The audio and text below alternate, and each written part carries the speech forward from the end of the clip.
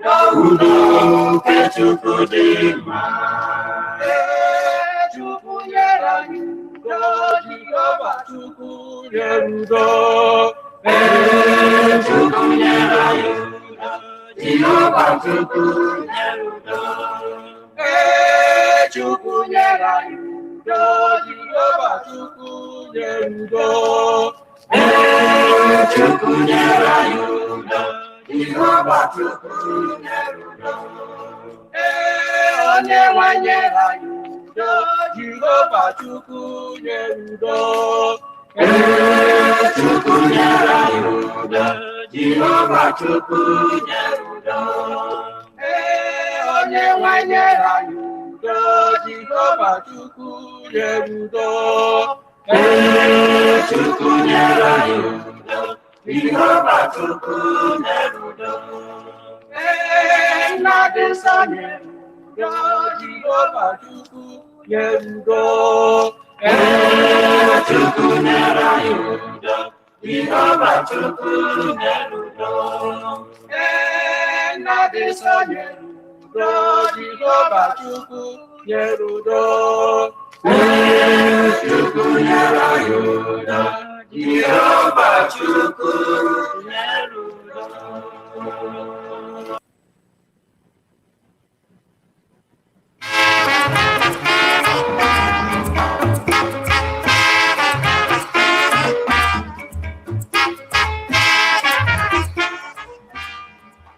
Radio Biafra is proud to launch its new mobile app.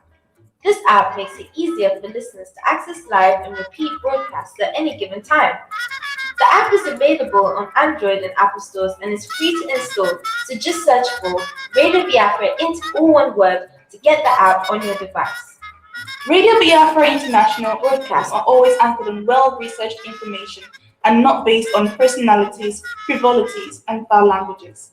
The main objective of Radio Biafra International is to empower Biafrans and give them knowledge through professionally delivered information, education, and enlightenment towards the ultimate goal of restoration of the nation of Biafra. So don't forget, Radio Biafra into all one word. And join us during our podcasts, and you'll be glad you did.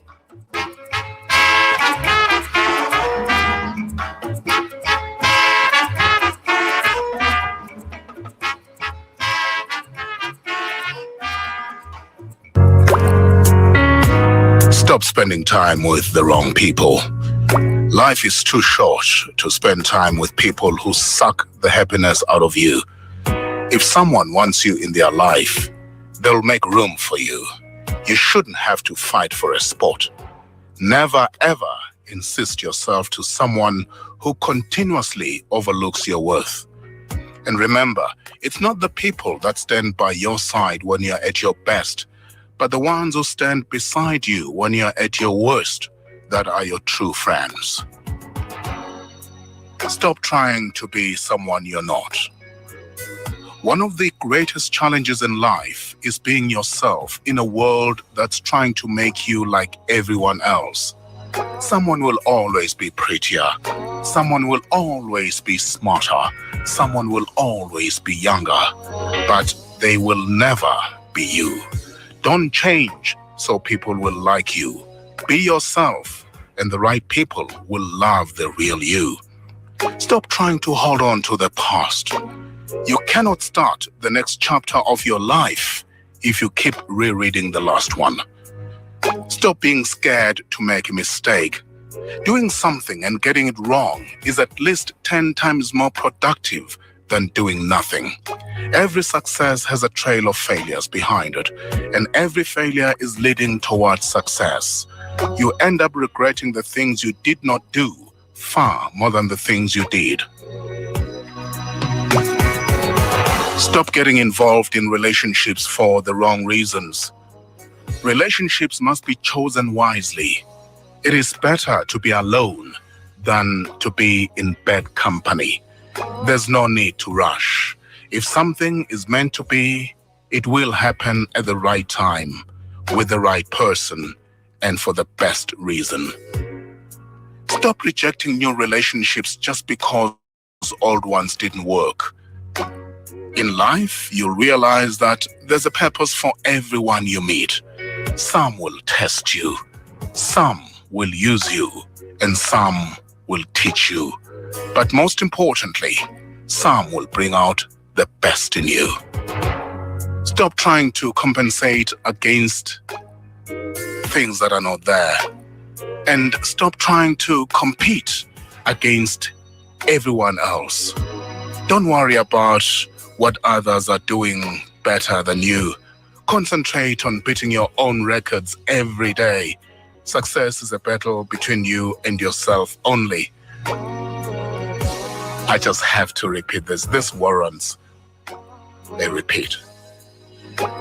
Stop trying to compete against everyone else. Don't worry about what others are doing better than you.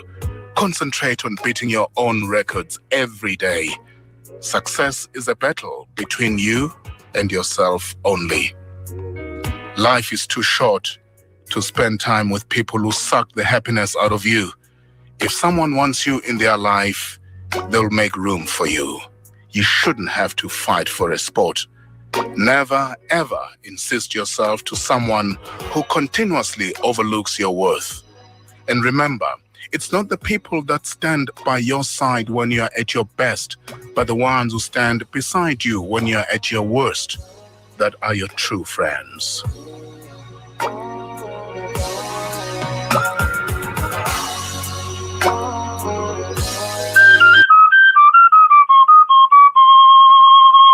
Radio Biafra International, empowering the people.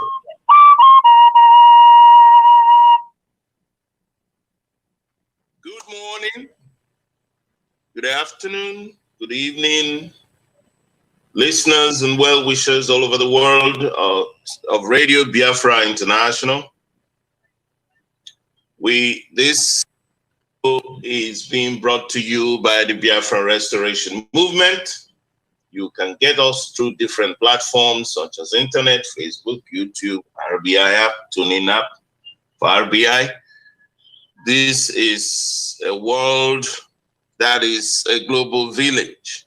So contact and communication is highly improved and things are very much different from what they were even 10 years ago. So we're having changes in technology, in a very fast pace these days.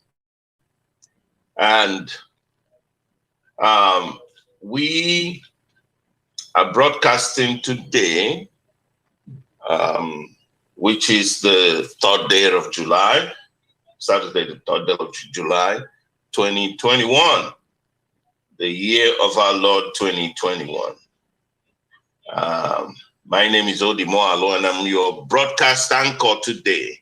And with me will be, as usual, an array of our educated and informed Biafran panelists, wonderful people who have always helped to analyze the issues and broadcast.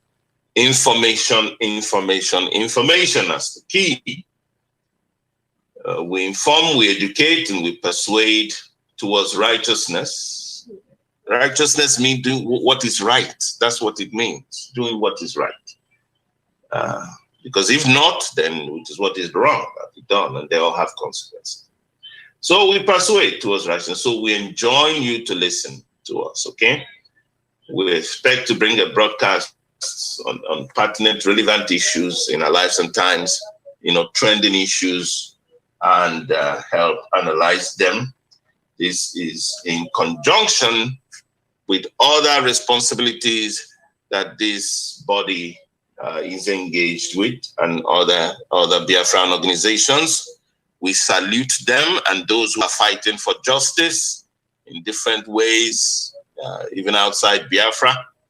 We salute those who are fighting in the West, in the Middle Belt, and even in the North.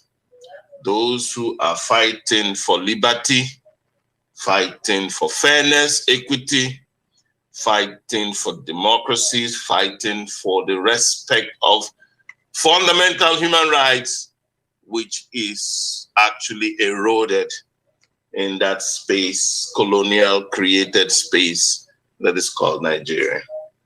Now, before we start, in our tradition, we will always pray. We are Israelites. We are Israelites. And we pray to our God. And those who believe in that God, the true God that created the heaven and earth, the God of Abraham, Isaac, and Jacob, they do pray to him. And we believe in him because his power, the truth of his being is felt. And there is no way that is reasonable that one cannot say that the evidence is overwhelming of who he is. For he is God and he created all. So we can see his creation, things that are not made by man. I'm not talking about artificial things, but things that are not made by man. And if we didn't make it, who did? For they are organized. They have order. And if something is organized, it has an organizer. So today we will pray before we start. Let us pray. We will lift up our eyes unto the hills from whence cometh our help. Our help cometh from the Lord, which made heaven and earth. He will not suffer our foot to be moved. He that keepeth us will not slumber. Behold, he that keepeth Israel, he that keepeth Biafra and Biafrans, shall neither slumber nor sleep. The Lord is our keeper. The Lord is our shade upon our right hand. The sun shall not smite us by day, nor the moon by night. The Lord will preserve us from all evil. He shall preserve our soul. The Lord shall preserve our going out and our coming in from this time forth and even forevermore.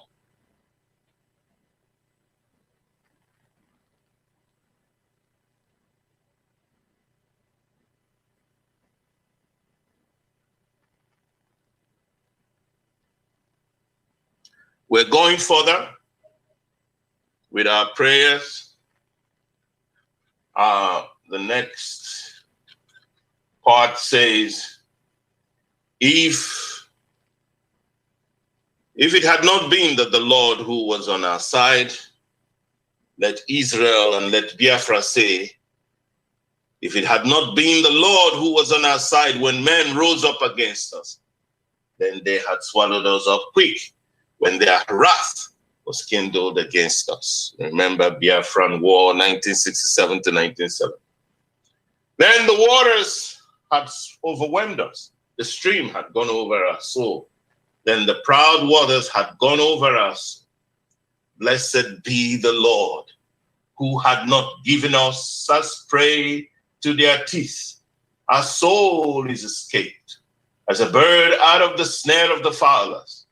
The snare is broken and we are escaped. Our help is in the name of the Lord who made heaven and earth. Amen and amen. It is the fear of God, not of man, that must govern a Biafran heart. It is the fear of God, not of man, that must govern a Biafran heart. It is the fear of God, not of man, that must govern a Biafran heart. This is by RBI. When injustice becomes law, resistance becomes a duty. This is a quote of American patriots. Our peoples are entitled to their inherent inalienable rights to self-determination and dignity of their persons in accordance with Article 1 of the Universal Declaration of Human and People's Rights of 1948, Article 20 of the African Charter on Human and People's Rights, Article 1 of the International Convention on Civil and Political Rights, and the International Convention on Economic, Social, and Cultural Rights. It must now be obvious, even to strong contestants of its veracity, that the genocidal war against Biafrans between 1967 and 1970 never ended. We still have no other options in the face of relentless abuse of our rights and threats to slaughter us in our own homes, but to defend ourselves. Nigerian government, which is now hijacked by the Fulani, in an addictive perpetration of its recidivist atrocities, yet exhibits crude passion in pursuit of this pernicious goal. The broadcast today will start with trending news. We will start with trending news. Commotion as police disperses Yoruba nation. Agitators in Lagos. This is Vanguard News. Today, July the 3rd. In apparent defiance to warnings by police authorities, Yoruba nation's agitators on Saturday stormed the Ganifayemi Freedom Park in Ojota, Lagos, venue of planned mega rally, with a young girl, 14, feared killed by a stray bullet from policemen while trying to disperse the surging protesters. You can see yourself that, first of all, the police was threatening them not to exercise their rights.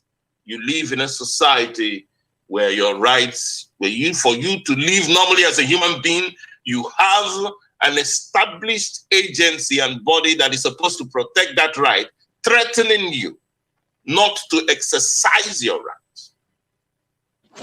I read it again. It says, in apparent defiance to warnings by police authorities, Yoruba Nation citizens on Saturday stormed the Ganifayemi Freedom Park in Ojota, Lagos. In Ojota, Lagos, venue of planned mega rally, with a young girl, 14, feared killed by a stray bullet from policemen while trying to disperse the surging protesters. So they use bullets to disperse protesters, not tear gas even, so bullets. And here is a 14-year-old dead because she lives in a society where the freedom, fundamental freedom of assembly, freedom to hold opinion, and freedom to have free speech and freedom of movement is now being shackled. You know that this is not a democracy automatically anymore. You know that automatically this government is not serving you because it's supposed to be a government of the people. Is this government of the people? No.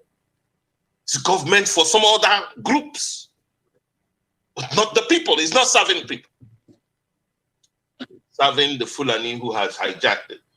The situation was The situation was initially calm. It became rowdy at about 12:30 p.m. when all entreaties to retreat by policemen was shunned by the recalcitrant protesters as they moved forcefully to gain entrance into the heavily guarded park. The trouble started after the Lagos State Commissioner of Police, Hakeem Odumosu, addressed journalists at the venue saying no rally is allowed in Lagos. Can you imagine that? These people are going to a park. They were not even marching on the street. They're going to a park, a small place. Yet, that could not be allowed by a government that claims to be democratic, a government that claims it respects rights. Of course, we can see it does not. It's a hijacked government.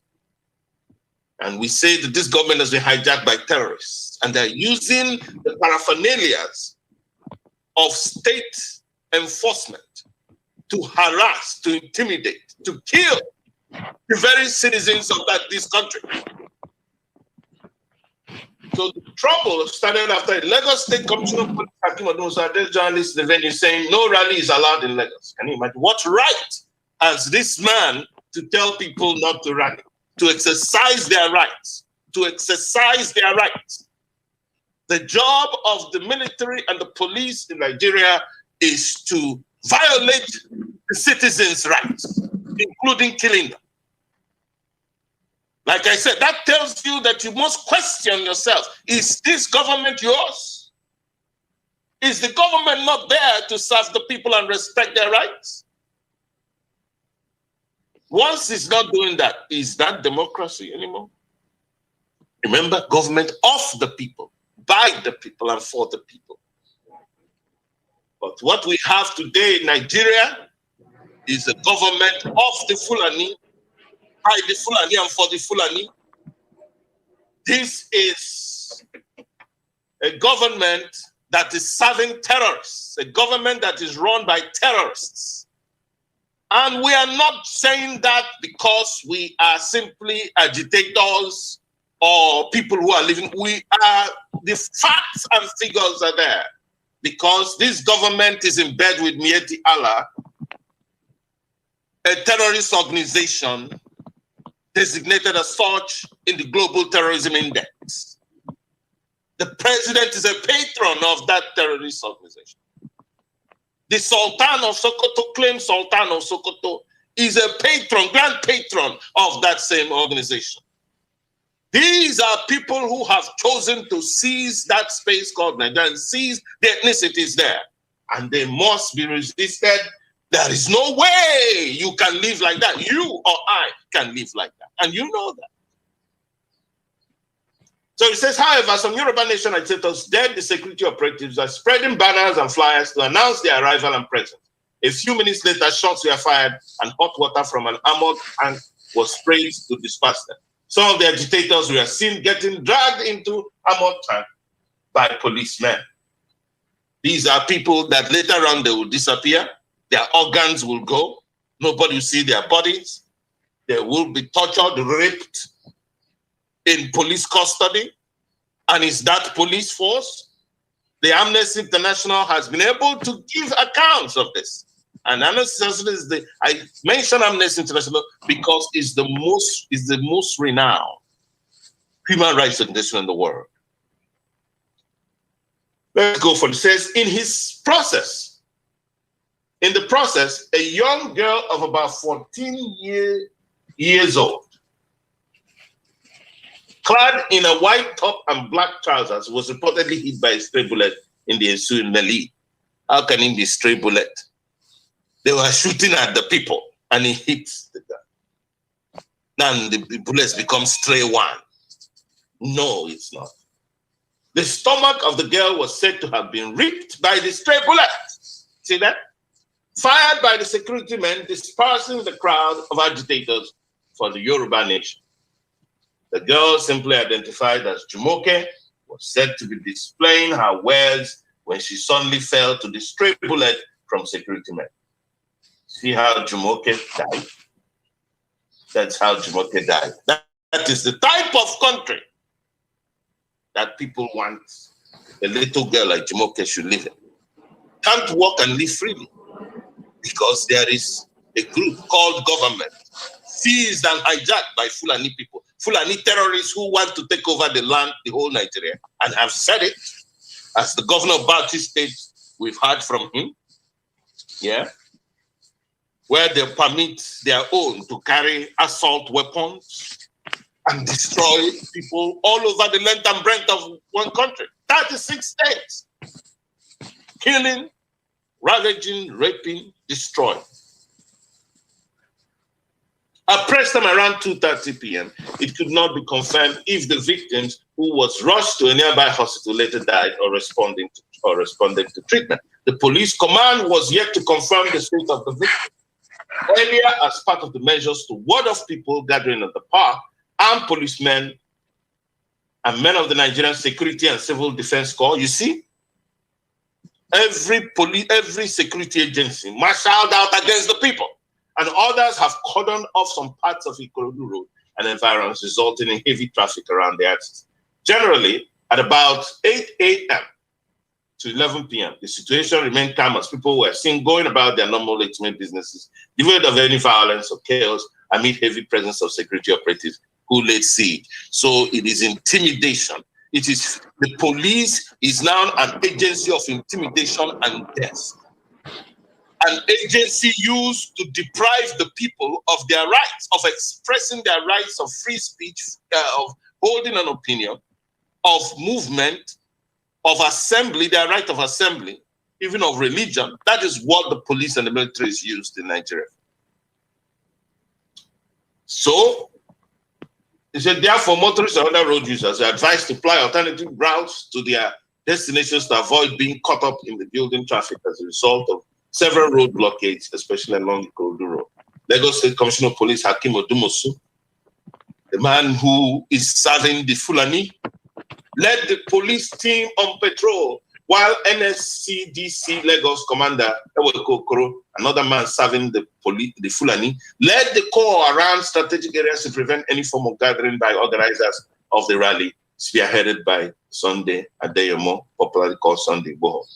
This was also sequel to a press statement popularly signed by one Olayemi Koiki, dated June 30, 2021, that some individuals have concluded plans to stage a mega rally in the continuation of the so-called secessionist agenda. You see, they keep calling self-determination secessionist, give the impression that something is wrong. It is their right. Self-determination is a right that must be respected by everybody. And it's the right of the people. Fulani cannot cancel the rights of people, of human beings. It cannot happen. We must understand why this cannot happen. You cannot let a certain group of people come and take away your rights, but they have their own. They demonstrate in the north. They even destroy places. That's what they do. They do their own demonstration and kill people. We've seen that repeatedly in the north for so many years. But we cannot demonstrate down in the south or in the middle belt, or they will use the government which they have seized, these terrorists have seized, to now pounce on people, intimidate people, to tell you you cannot do it. That's what they're trying to tell you. They're telling you you just can't, you do what we say. You must be our slaves. That's what it translates to, after all said and done. So, and talking about Sunday Igboho, we know that his place was attacked recently. Some people were killed, and that was it. It's typical of Nigeria. Some people were killed. They went and attacked him. They came to his place without any warrants. No warrant. Why? Because he said that his people have to be free. What is the offense in saying or in agitation? Peaceful agitation. You see? But they begin to kill people. Instead of holding those people who have killed people, the police, the government, the president accountable for killing innocent people, people are talking about, it's amazing when you listen to Nigerian press. It's amazing. You cannot believe it. Yeah? They're talking about, like the government, so-called the terrorist government is handled with with kid gloves. But why are these agitations on? They didn't obey the government. They didn't say, the government said this. And look, the government doesn't own people. The people are not the property of the government. The government is the property of the people.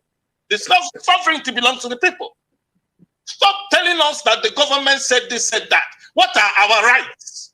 Why can't people express their rights? That is what you should be talking about. Not the government said this and said that. Why do you have a constitution that is forged by Northerners, Islamic Northerners, forged to conquer everybody in that space? Why do you have a constitution like that? Is the constitution that of the people? The answer is no. Why do they not want to change it? Why is the Fulani ganging up to subdue everybody and everybody else is keeping quiet about it? Why? Why are you keeping quiet? Why they are killing people from the north to the south? And then those who resist them, they kill them too. God forbid a bad thing. It cannot happen. That cannot happen. And God punish all of them for the evil they do. They must be resisted. You must resist them or you lose your freedom. It's as simple as that. Haven't you suffered enough? While we talk about that, you all know, I'm just going to talk on these issues. You all know that Nnamdi Kanu, the leader of Indigenous People of Biafra. It's an organization, was abducted. He was abducted, he was kidnapped by the Nigerian security officials from Kenya and brought into Nigeria recently. And isn't that amazing that this is what you can see the resources of Nigeria being deployed to? There must be, I mean, isn't that amazing that this is what you see Nigerian resources? They don't arrest and abduct the Fulani terrorists everywhere, killing people, or Boko Haram. They release them. They release the terrorists. You go and abduct a man who is complaining about what the terrorists are doing. That is the value of Fulani. Why I'm saying this is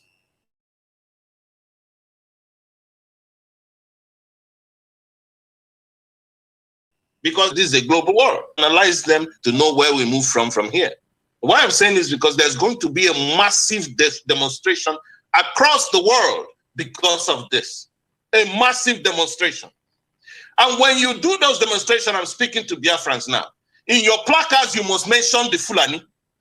Put Fulani boldly on that. They need to know that there is an ethnic group in Africa that is called the Fulani who are terrorists by nature and who are killing Africans. You need to make this known to the world.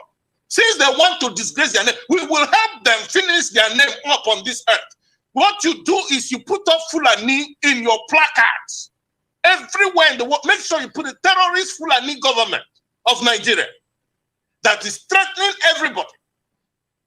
Threatening everybody, killing people. And they are supported by the British government. What you put on your placard is no blood for oil in Biafra. Let's complain to the, we've complained to a lot of MPs in Britain already, members of parliament. We've taken complaints to 10 Downing Street and Whitehall. What you do is that you take the complaints to their constituencies, to the people. Take your complaints to the people. That's why that demonstration is important. Print leaflets so that you can hand people over. They can go to different sites and see what the British government backing up this, what is supporting, and the effect of it. Because of oil. Mention oil. They cannot kill us and take our oil. Use our oil and buy arms and kill us. It does not, that cannot work. There are duties to resist this. So you must put it out there that this is what the British government is behind, and what is doing. Not the British people, the people don't know what their government is doing. Some of them in that government. Some of them are board members of those oil companies, and they know the money they're making off of it. And they're making out of it so corruptly and so wickedly, at the cost of so many lives, of Biafran lives. The place is polluted. There is no fresh water. People defecate in the water and drink it too.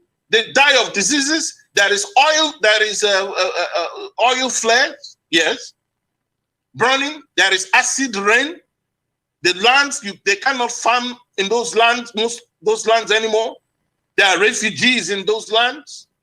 The government has frequently killed the people in these oil producing areas in the east, raped their women. That's what they send the soldiers for. This is Fulani value system that is being imposed on 200 million people in Africa, destroying Africa. Like I said, when you take the placards, there's going to be demonstration being triggered off by this abduction of Nnamdi Kanu all across the world. And in that, what you write on your placard is very important. You must mention Fulani and mention that the British is there for the oil and they has killed 2 million people because of oil and they want to keep killing. That is what will move the people to begin to ask questions. You must put headlines that is able to move the people to begin to ask questions, what is going on in this place. That is very important. The arrest of Nnamdi Kanu and there's a proposed trial of Nnamdi Kanu It's not a trial of Nnamdi Kanu. It's a trial of Nigeria. And that is what you must make it. Because that's what it is. Why is there Nnamdi Kanu? Nnamdi Kanu is there because of Nigeria. It's a young man crying out because of what the Nigerian government is doing to his people. If the Nigerian government wasn't doing it, would he be talking? And if he talked, would anybody have followed him? You know, they always create this, oh, he confused people. That is why they are following him. Is what he's saying true or not? Do not engage in ad hominem, where you begin to attack the person, not what he's talking about. That is what failures, people who have a malicious motive, or people who refuse to stand for what is right, that's what they do. They will never want to discuss the issue you're raising. They rather want to discuss about you. No, I'm talking about something. What Nnamdi Kanu is talking about is what we are talking about, is what is on trial, because that's what actually created Nnamdi Kanu, isn't it? Yes. So we need to, I'm saying that in this struggle, there needs to be a language that is important to be used. I'm going to mention a couple of things here, because the question is, what do we do? That language is very important. And that is language important to this struggle for freedom. For freedom. That's what we're struggling for. We're not struggling for any other thing other than for freedom. By the way, as I continue, if you want to call in, you have these numbers to call in: 070-2092-3090. And another one is +786-352-8757. I'll repeat them, so don't worry about your writing speed. Another one is +442921286541. Now let me repeat these three numbers again, a little slower. 070-2092-3090. The second is +1-786-352-8757. The third is +44-2921-286541. Okay, so let's continue. We all know the story. As the days go by, more and more of details about this abduction and kidnap will be out, and what the Nigerian government is doing. The lawyer has already talked about that Nnamdi Kanu is very uncomfortable. That means he's being tortured by the DSS in different ways. You know, they might torture you by not giving you food, and who knows, you know, he shouldn't eat anything there because they'll poison him to death. They don't know if he was injected with anything, because that's what they do. Take you out and kill you. Just like they went to Sunday Igboho's places and killed people. And then they live about talking about killing people. You see the media, killing innocent people who are there. Didn't provoke anybody. No, they were talking about Sunday Igboho. Why wasn't he arrested? This is what the Nigerian media is talking about. Very evil people, very evil, EVIL. So let's look at this. Language is very important now.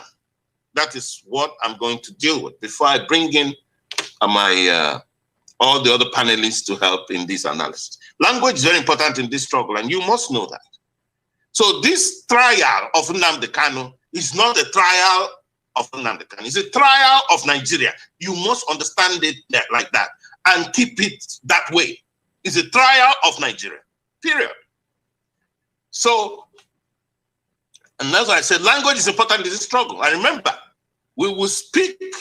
Remember, we said language that we will understand. They will speak to us. And we need to speak to them too in the language they will understand.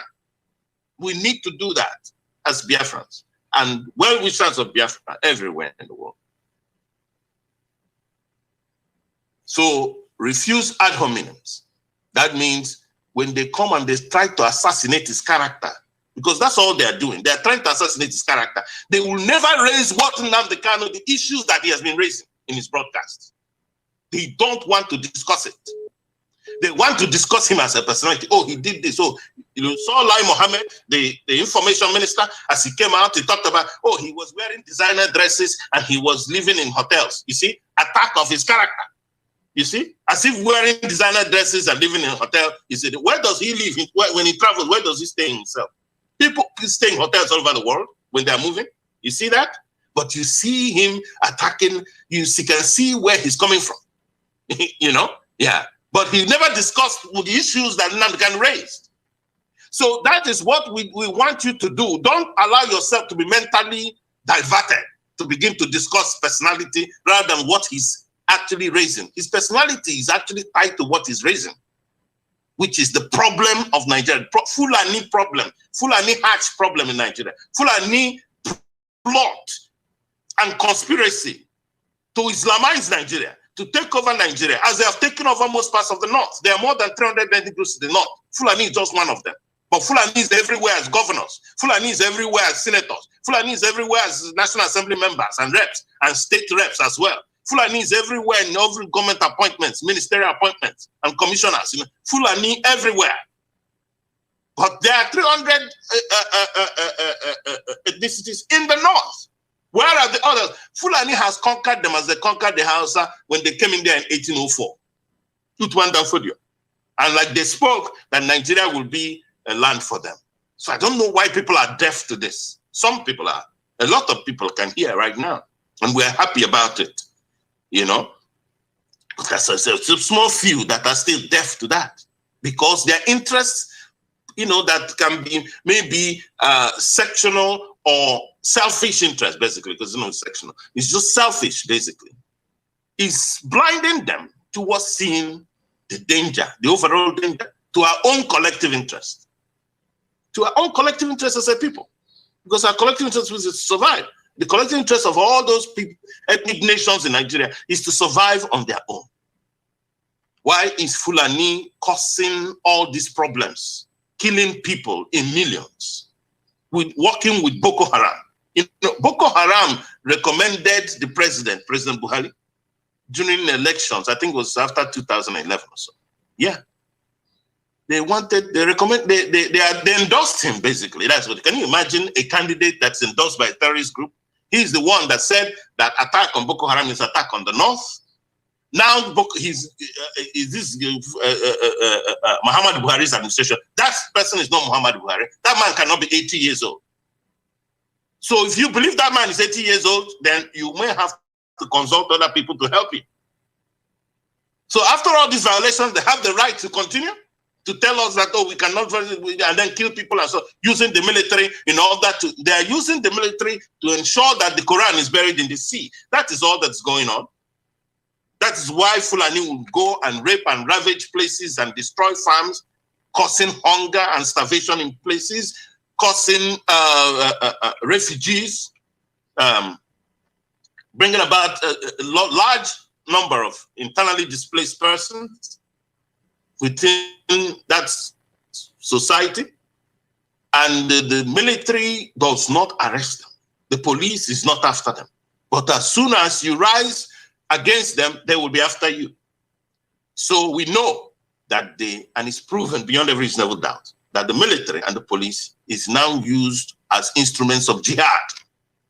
They are used as instruments of jihad. For those of you who are in the military and police, I know you can't do anything because of it, but you have to know. You know in your heart what is going on. So it's left for you to figure out what to do. I mean, some of you are very tight corners. We know that. Well, for me, I cannot be in that sort of situation and you tell me to go and kill my people. Are you crazy? Are you crazy? That's the day I'll end it with you. You can't do it. You cannot do it. If there's anybody to be shot here, it is you who is instigating murder, mass murder of people. As we have on evidence, that is what the Fulani hijacked Nigerian government is doing. So stop calling it, you know, like I said, this language is very important in this struggle. And we are going to discuss certain things here. I'm going to mention certain things so you can understand how to use your language. So it's not the federal government of Nigeria. No. Fulani federal government of Nigeria. Fulani has to be there because this is an ethnic thing going on there. People tell you, don't be ethnic, don't be tribal. There are tribes, there are ethnicities, they have interests. Don't be religious, there are religions. They have interests. Stop that deception. It's not going to help you. Telling you that everything is the same. That is the lie of the devil. Everything cannot be the same like that. No. Not even you are the same with your brother or your sister, even though you were born by the same mother and father. Yeah, you know you are not the same now. Am I right? That you're different. That if you put your brother, you handle things differently from him. Why are they saying it's all the same? No. They are not. They are different. Every ethnicity is not the same. If we are the same, Fulani will not be behaving. We don't have any problem. Really? Yeah, because it's same. But we're not same. That is why a lot of ethnicities, there is no ethnicity that has massacred people in 36 states, except the Fulani. One group does that. But the impostor president doesn't have a problem with it. El Rufai, the governor that instigates jihad in Kaduna, doesn't have a problem with it. They don't mention it. Yeah. It's to attack those who are saying that enough is enough and stop killing us. Government does not own you. I've stated that. The law was made by man. So the law should serve man. Government was created by man. So the government should serve man. You see that? Once it's not serving and you cannot change it, restructure it, or amend it, you can have the right to abolish. You say, no, I don't want to have anything with this government. That's what Biafrans are saying. That's what Biafrans are saying. And you have the right, you, the West. That is what Oduduwa people are saying. That is why Kwararafa people in Middle Belt are saying, we cannot live under Fulani to oppress us using the name of federal government. That cannot make, that's not going to work.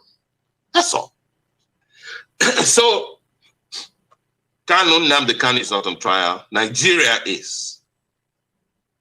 Kanu was not arrested. Stop using the word arrest. He was abducted and kidnapped. That's what that was happened to him. He was abducted and kidnapped because, arrest him for what? What did he do? Because he spoke out against your evils, which they want to decide. Oh, he jumped bail. Yeah, I know you hear them say that, isn't it? He jumped. Can you imagine? He jumped bail. He jumped bail. After the army came there and slaughtered people, what they should be saying is, have the army, those soldiers who killed innocent citizens, have they been arrested and prosecuted? That is the question here. Not he jumped bail. That's what you see Nigerian media keep discussing. Change that narrative. Don't allow them take that out from your mouth. Have the military that went there and killed people because they are murderers, they murdered people, have they been arrested? You see, they cheapen the life of innocent people. They cheapen the life of the innocent people and make their own precious. That is not what makes the life outside uniform the life in uniform more important than the one outside uniform. The citizens. Why is somebody's? Can you imagine? What makes the life of the person more important? Why does the government? What makes it? Buhari is not more important than anybody. I'm telling you, he's there to serve the people because the people that elected him. Why should he be more important than the people themselves? Why? If he doesn't want to serve, that's why it's called public service. If he doesn't want to do what the people want, he should go home. That's how democracy runs. Go home if you can't do it, but they didn't allow you that to kill them, to oppress them, to strangulate them economically, to send troops that hijack the government and put your ethnic group everywhere, to seize, hijack the, ethnically through nepotism, hijack the government and slaughter people and do whatever. No, that is not why he was elected then. They know all that. And then they try to intimidate people. Can you imagine that? They use the instrument of fear. That is why they went to Sunday Igboho's house. You see what? Oh, we've arrested Nnamdi Kanu. Let's rush and arrest Sunday Igboho. Fear. They use the instrument of fear to cow everybody. That instrument is not going to work. Yes. It is not, but it will work by it will not work by your own resolve that it doesn't work. It's when you agree with that, when you see, when somebody wants to oppress you, he is attacking your spirit. He's attacking your spirit with fear and all the rest of them. It's only if you accept it inside of you. If you say, no, I don't accept this, everything he's doing is futile. He will fall. Because all they want is your cooperation. In other words, stop doing this. You stop because you're afraid.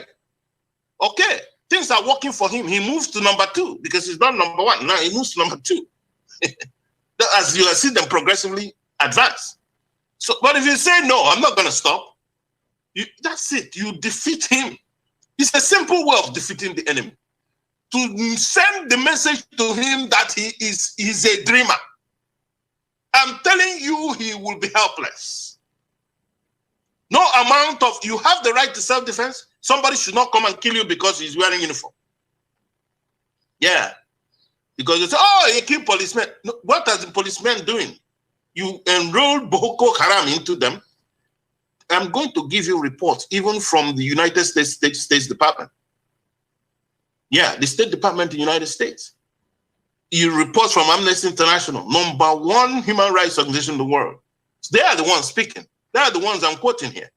So let's understand that Kanu was not arrested. He was abducted. These are languages you have to use. Not federal government, but Fulani terrorist government of Nigeria. Stop using federal government. They're hiding under the phrase federal government. You know, the federal government said they neutralized that thing. It is Fulani government. Mention Fulani. They are the problem there. If you remove them out of that place, you won't have these problems now. Am I right? So why are you not saying that it's Fulani federal government? Why are you making it federal? They call it federal government and you accept. What is federal about that? Because people are not equally represented there. They talk about, what do you call it? Equal representation. Federal character, isn't it? That's why it's supposed to be federal government, federal character. That federal character, equal representation of other groups. But you have seen Fulani use nepotism to run people out of that government completely and seize everything. To the extent that, you know, everything is now like Nigeria is like just like their property. They think they can just do whatever they want. Can you imagine that? But they are the ones crying about federal character. They talk about Igbo domination. When there was selection by qualification, they went and turned this upside down. So you're looking at a country where there is no fairness and equity, where there is no justice.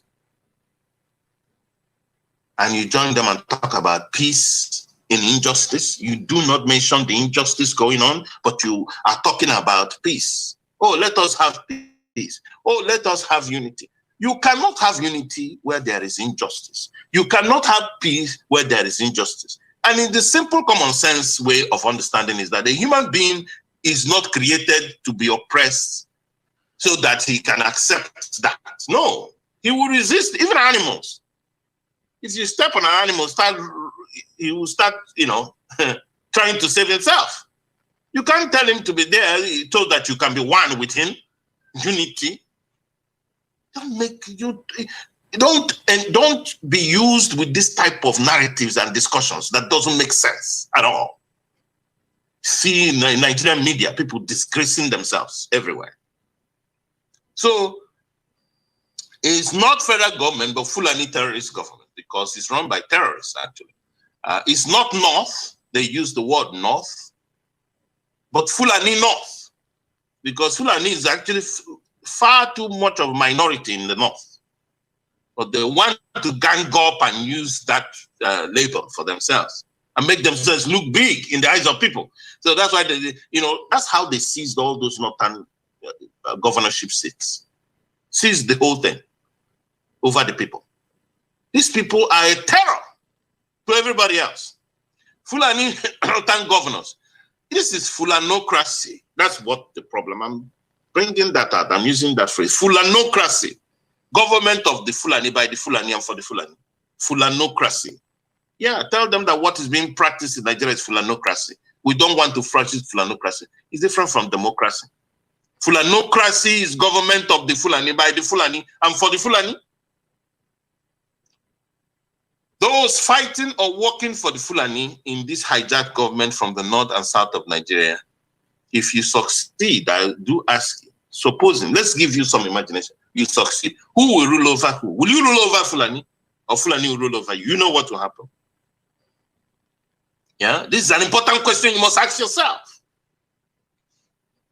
They talk about trial. They say that, oh, Nnamdi Kanu is going to receive a fair trial. You hear them say that. They say he's going to receive a fair trial. How can you receive a fair trial in a place where the judiciary is full of appointments based on nepotism? Nepotism. Appointments, the judiciary, the judges in different categories, all based on nepotism. We have even, how can you have when the judiciary itself, an arm of the, of the three arms of government, this is one of the most vital arms of government. Because that is the bastion of freedom and liberty. That's what it's supposed to be. That is what the judiciary is supposed to be. The last hope of the common man. So when he oppresses, he runs to the place. But they are filled it up with jihadists. We have jihadist judges everywhere. This is the problem of Nigeria now. What are you guys talking about? You don't know the problem of Nigeria. And this is what, that's what you have to face. Come rain, come shine. It's not Nnamdi Kanu. Yes, Nnamdi Kanu did not establish Sharia law in the north. Did he? Did he cause the 121 Islamic riots in the north in the past 20 years? Killing, destroying. Where there is a different value system, you are arrested if you drink beer. That might end up, they might end up cutting off your head. That's the Sharia law. You are arrested if you're wearing jeans. You are arrested if you're wearing sunglasses. You are arrested if you're wearing watch or something. Anything that looks good. If you're arrested if you're driving a certain type of car. This is Sharia law for you.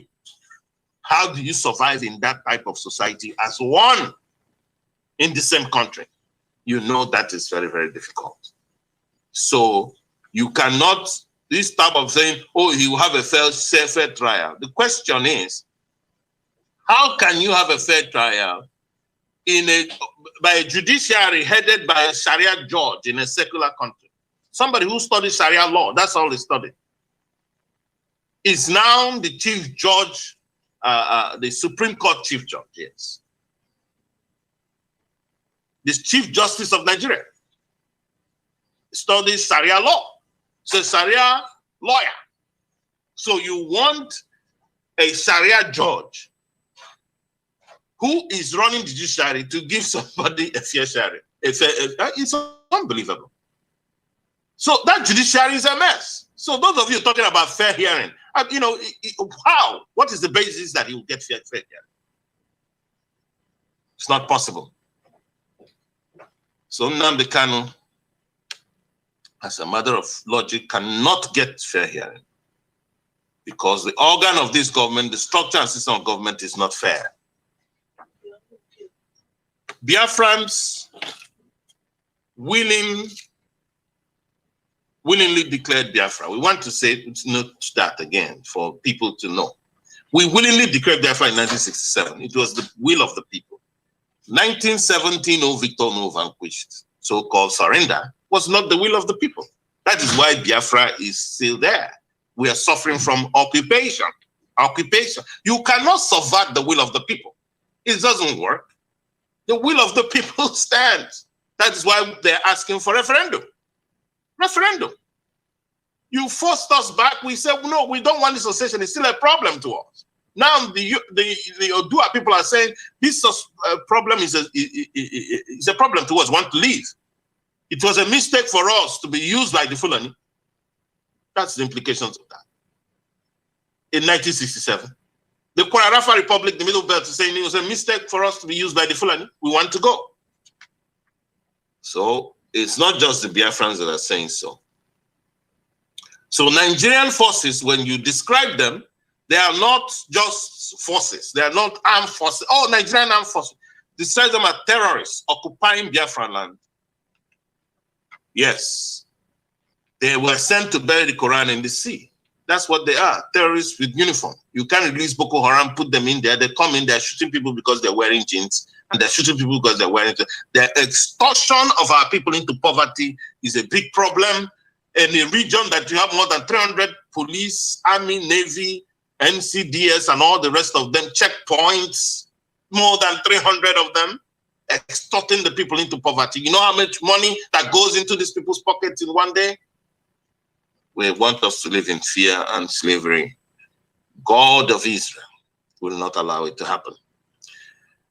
So Biafrans must continue to record, report, and publish harassments, intimidations, torture, extortions, rape, and disappearances. You must record them. We must not forget the importance of record, because it's evidence against them before God and man. So put your records straight, please. We don't want to forget anybody. Everything they did, we'll put the records down. It will be collated. When Biafra comes, we'll put it up. They will, you know, the Fulani, all these things they're doing is on record. You see what I'm saying? Yes. So, you know, people don't understand something. When you commit something good or evil, and it's on record. There's no harm. Just like the ones they did in 1967. That's why they don't want to discuss Biafra. They want to discuss Nnamdi Kanu's personality. Is it not Biafra they're talking about? Why are you avoiding discussing Biafra? You see that? So they don't want to discuss Biafra because of the evil they did. And it's on record. And if you tell them that internet will be out and the whole world will be watching it, they will not believe it at then. But it's here today. So the whole world is watching it. So we know who are the violators of other people's rights. We know who are the aggressors. We know those who have genocidists, basically genocide there. You know, who we know that. So never call, another issue is never call Biafran fighters hoodlums and secessionists, because that's what they want you to use. They want you to use that word, hoodlums, secessionists. But you know they are the ones who are hoodlums. You cannot secede from something that you're older than. We are older than Nigeria. What do you mean secessionists? Secessionists. Like so we're trying to cut something out that's not supposed to be. We were there before the British came there and did what it did without anybody's approval. Without the consent, the consultation and consent of the indigenous people. That's what now Nigeria was created. So Nigeria itself is illegitimate. And it has expired even by their own agreement. It's expired in 2014. Because they said after 100 years, and you know, it should be reviewed. That means after 100 years, boom, it stops. Nigeria refuses to do so. So they want to force everybody in by force so that they can oppress and exploit them. That is all that the Fulani wants. And the British wants. Those who are pushing this thing from the British government. You know, Nnamdi Kanu was arrested in Kenya, but he was carrying a British passport. So how does the Kenyan government arrest somebody carrying a British passport? A British citizen. They can't do it without the approval of the British. So M16, they are the ones who are doing this thing. The British Secret Service out there for him, working with Nigerian, Fulani, Nigerian. Let's mention Fulani, because when they call Nigeria, it's all, stop confusing issues here. Don't confuse issues. Mention Fulanis, they're the ones who are behind all this. It is their value system. It is their culture, it's their way of life. To steal, to kill, and destroy, as they have stolen oil money beyond calculation that belongs to Biafra land. They're using it to buy weapons, they're using it to buy people, even buy our own politicians, to now kill us and suppress us. But the God of Israel fights for his people and will afford them freedom. So do not call Biafran freedom fighters, hoodlums, secessionists, anything derogatory. They are freedom fighters. They are freedom fighters. Don't use that word, you know, hoodlums, you know, this, that. It is in Nigeria, the worst hoodlums you can find. It's this Fulani terrorist government of Nigeria. They are worse than hoodlums anyways. Because hoodlums they are there just to get something they want to eat and so on and run up. This one is organized using the structure of government, the instruments of coercion and power that belongs to the government. They are hijackers. They are terrorists. That's what they are. So terrorists, Biafran freedom fighters are not terrorists.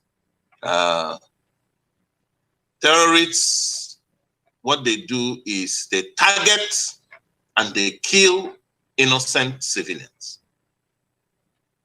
I'm showing you the difference now. Terrorists target and they kill innocent civilians. People who are no threat to them, who do not bear arms. This is what the terrorists do. But freedom fighters do not. It is people who carry arms are a threat to them. That's what freedom is. Yeah, that they resist. That is the difference. There's a difference from the common terrorists. No. I'm telling you, we must speak to them in the language they will understand. Yes, we are using their quote. The insecurity in Nigeria is caused by Fulani terrorism government, the military, police, security agencies, and and those in the bush. That is what is going on.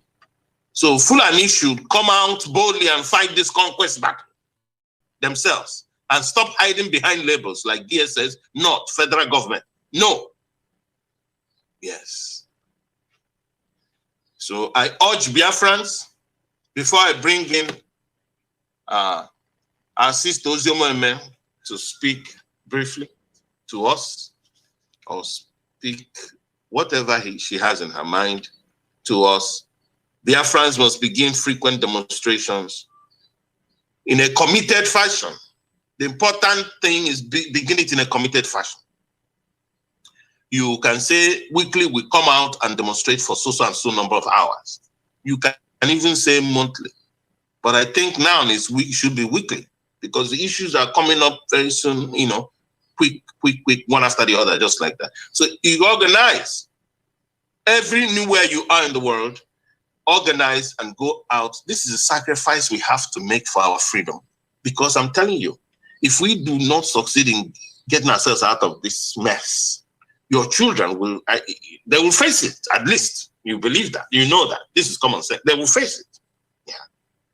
Yeah, they will live abroad and work for other people and so on and so forth. Yeah, then Fulani will take over, institute Sharia law in your land.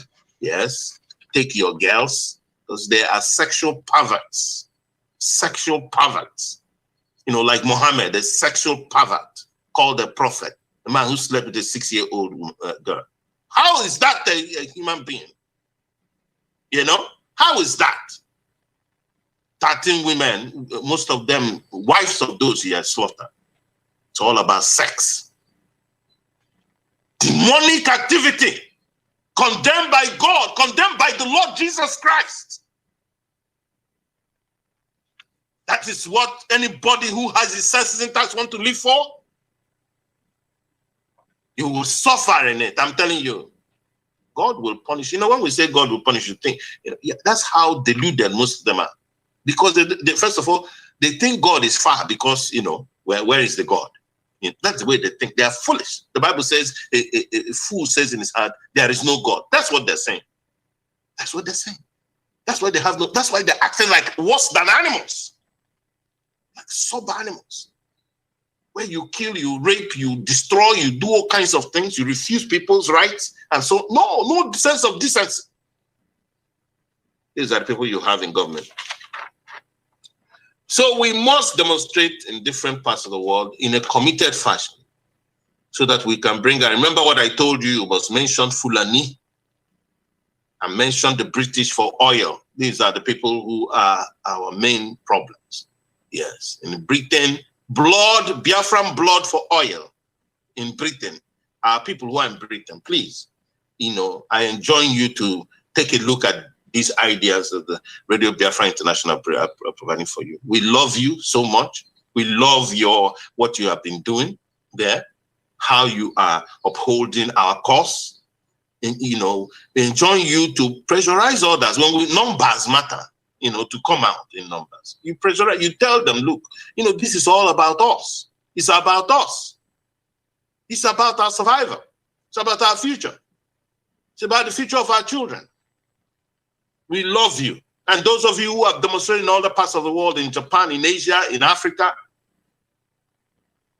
all over Europe and in America and South America, those in Mexico, we love you all. You are Biafrans truly. And you have stood up for what is right. So this is about what is right, righteousness. And so that way we can bring out the issue of Kanu's kidnap and abduction and the Biafran plight to the world's consciousness. So this is what I want to say before I bring in our sister Ozomeme to please give us our own take regarding what is happening. The attacks on the Igboho's house. They are killing people anyhow. They arrest some Biafrans and they force them to state that, oh, Nnamdi Kanu did this, that. It's media war against, Nnamdi Kanu sent the Fulani people to be killing people in 36 states of Nigeria. No. So the Fulani cannot take upper hand in. Don't allow them to take upper hand in the narrative of what is going. That is the important thing. Our sisters, yes, yes. Good morning, good afternoon, good evening. All lovers of freedom, lovers of those that are being oppressed, strangulated, and oh my God, there's so many words to use. I thank you all for being here this morning. This is the day the Lord has made, and we'll rejoice and be glad in it. Mazi Odemoral, thank you for bringing up this topic. It needs to be, heard. We need to spread the news across the globe. What is, going on in Fulani, Nigeria? That's what I'll call it. Fulani, how do I say it? Fulani terrorist genocidal government. Because they're not just terrorists, they're genocidal too. They are killing people, different other ethnic groups that's not Fulani in all parts of Nigeria. So before they were focusing on Biafrans, now they have extended their arms to everyone. And people are seeing the real color of the Fulani terrorist group that's in charge, that put themselves in charge of Nigeria. Every government in Nigeria is Fulani. Every security apparatus in Nigeria and Nigerian government is headed by Fulani, and they are the dictators. They are tyrannical in nature. They just kill, steal, and destroy. And what does that tell you? Who is the one that kills, steals, and destroys? The devil. So they are devil incarnates in Nigeria, ruling Nigeria. And for anyone, any sane person in all other areas of Nigeria to support this group, you need your mind and your head examined for your selfish interests. And you think after they conquer the rest of the ethnic groups that they will leave you alone? So those that are in support of them, like I said before, you can pack up and move up north with them. So we know you're not part of the people being oppressed. But enough is enough. We all need to rise up and attack this bully. They are genocidal, they are terrorists, they kill, steal, and destroy. They plunder the place, they destroy the environment. Anything to get the place disorganized, that's what they're doing. And then Britain is right behind it. They are in support of it, they're sponsoring it. So like Mazi Odemoal said, the demonstration needs to go on, and the writing on the wall of the placards must include terrorist Nigerian, Fulani terrorist Nigerian government, genocidal government, because they are killing too. They are causing genocide in the different areas of Nigeria that is not Fulani. These are people that are like how many percent of the country, but they managed to hijack the government. So we need to put a stop to it. There's more of us than them. And we have God behind us. So we need to get together. We need to continue to work together as a unit and get rid of this terrorist genocidal government in Nigeria. If your government is not serving you, is not protecting you, is not helping you, it's not a government. They are there to plunder and to destroy and to steal. So we have a job cut off for us, but we are equal to the task because God has given us the strength to do what we need to do. So I thank everyone that's listening. Let us all listen and put in practice what we need to do. This is work for every peace-loving, freedom-loving, liberty-loving person all over the globe. It's not just in Biafra land. It's all over the globe. So let us all march out and do what we're supposed to do. I thank you, Mazer Demoro. And I thank all the listeners. Invite your friends, call in, give us your feedback so we know how to continue moving forward. And we are here to be a catalyst for the realization of the freedom of the marginalized, oppressed, strangled indigenous people of Biafra and the indigenous people of Nigerians, because the indigenous people of Nigerians are in the same boat. We're all in the same boat. So let us all fight together with every drop of blood in our system. I thank you all, and I will stand by. Thank you so much, Sister Ozememe, for that speech, that commentary. It's very, very encouraging. As we hear, even as I hear it myself, it's encouraging to me. You've heard it, dear friends. That's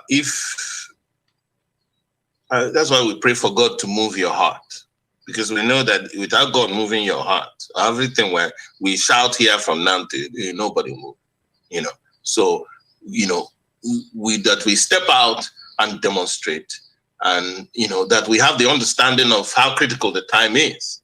If it's going to be weekly in different capitals and in different cities of the world, that demonstration, when it starts in earnest, regarding the arrest of Nnamdi Kanu and regarding Biafra and regarding, so in extension, the oppressions of peoples in the southwest and the middle belt, Nigeria, and the north as well. This is what Fulani is causing. We must, and then, mention Fulani, that Fulani are killers. They are murderers. They are mass murderers. That's what they are. Since they want to bear the name by what they do, they will have the tag. Is what you do becomes what you are, who you are. So, and these people are shameless, because if they have shame, they won't be doing this. But it shows you that there's a lot of disconnect between you and them. That's why they don't act like human beings. Next, he goes to Sunday Igboho's house, attack. Oh, we've arrested Nnamdi Kanu, as if you arrest Nnamdi Kanu, that ends the Biafran cause. No, it will be a massive fuel to it. And what we need to do is to make sure that the agitation now, the crescendo of the agitation now increases, and we do that through demonstrations, and in places like in London, if I were in London, what I would do is every week or month, at least once a month, we must go to the Whitehall and to Downing Street. We must carry placards in front of it. We must there is also another thing we can use. Use media organizations. We can buy media organizations to mass produce. It was done during the war, to ensure that they spread the news on how the British government has killed 2 million Biafrans because of oil. Because of oil. Oil that they knew we are ready to give them, but they wanted it, so cheap through the Fulani so that they can suppress everybody and they come there and cut it away just like that. Just very exploitative. This is nothing but wickedness. So we need to expose that to their citizens. Expose that to their citizens so that they know who they're looking at when they're looking at their MPs, when they're looking at those of them in home office and in the foreign service, and they're looking at their government, the prime minister. They could tell with the type of people they are. That is how you bring the case. Since they are pretending they are not hearing us, you go and report them to their people. Use media. You have to buy media services while you step out, while we step out also in Whitehall and 10 Downing Street, where the Prime Minister lives, once a month. It shouldn't stop. It is by that consistency that the world hears you, because they begin to ask, why are you always out here? People begin to ask questions on a serious note. If they see us today and they don't see us for the next 6 months, then we're not serious. This is not important. Why should they pay attention to it? When they see us consistently, there is some, take it as an exercise. Go out and walk. There's too much diabetes everywhere. When we walk around and we burn that thing out and leave. And because we are doing what is right, life is much better for us. There is no reason why we should not. So you convince others. Tell them that numbers matter. When there are more of us there, then that helps as we are demonstrating. More people in the demonstration, more attention to it. Monthly, with every month you go out and do it. Fix it at such a time. If you don't have, people are going to work and all the, that's it. Those, when you are not going to work, you come. You come on this, or you can do it on a Saturday mornings. Now it has, in my own opinion, I mean, you guys, it's up to you to organize and know what is best for you. In my opinion, I think it's once a week now, because of Nnamdi Kanu being in custody. Once it's out, we begin once a month. Let's not act like we are the only people who have things to do, while our house, our home is in danger. Why the Fulani takes over our homes, destroys our farm, rapes our women, kills people everywhere here and there. The police joins them to do the same, extort our people, incarcerate them unlawfully, detain them unlawfully, intimidate them, rape them, extort lots of money from them and their relatives, because they see the East as a place to extort money from us. This is part of the oppression we are talking about. Then kill them, disappear them, bury them in mass graves, pour acid on them. Can you imagine that? This is the military and the police. Extrajudicial killings everywhere. And they want you to fold your hands because they called the other person who is killing police. They called him army. And they called him federal government. That cannot happen. Remove that type of thought from your mind. You have to defend yourself. Self-defense is a right. The government was created by the people. The law was created by the people. If it cannot be amended or made to work for the people, it should be abolished and it should be rejected in totality, in total. And that is what we are doing to the Nigerian government. That is what Oduduwa is doing to the Nigerian government. That is what Kwara Rafa Republic, the Niger Middle Belt Republic, is doing to the Nigerian government. That has been hijacked by Fulani. The government does not represent the people anymore. It represents the Fulani, and that we know. So we must organize and begin the demonstrations. This week, if it's not happening Saturday, start the next Saturday. Wherever you are in Asia. Are you in Asia? You are in Japan? You are in Indonesia? You're in Malaysia? You're in Vietnam? You're in Laos? Please do so. Rise up. You're in Thailand? You're in Papua New Guinea? You're in Australia? You're in New Zealand? You have to get up and do something. You're in Japan? You're Biafran? Please arise and demonstrate for our people. Are you in Mongolia? Are you in Russia? Where are you? Are you in the Balkans? Arise and defend your people. Arise and demonstrate. Arise and demonstrate. Are you in Algeria? Are you in Egypt? Are you in Libya? Are you in Morocco? Do something. Do something.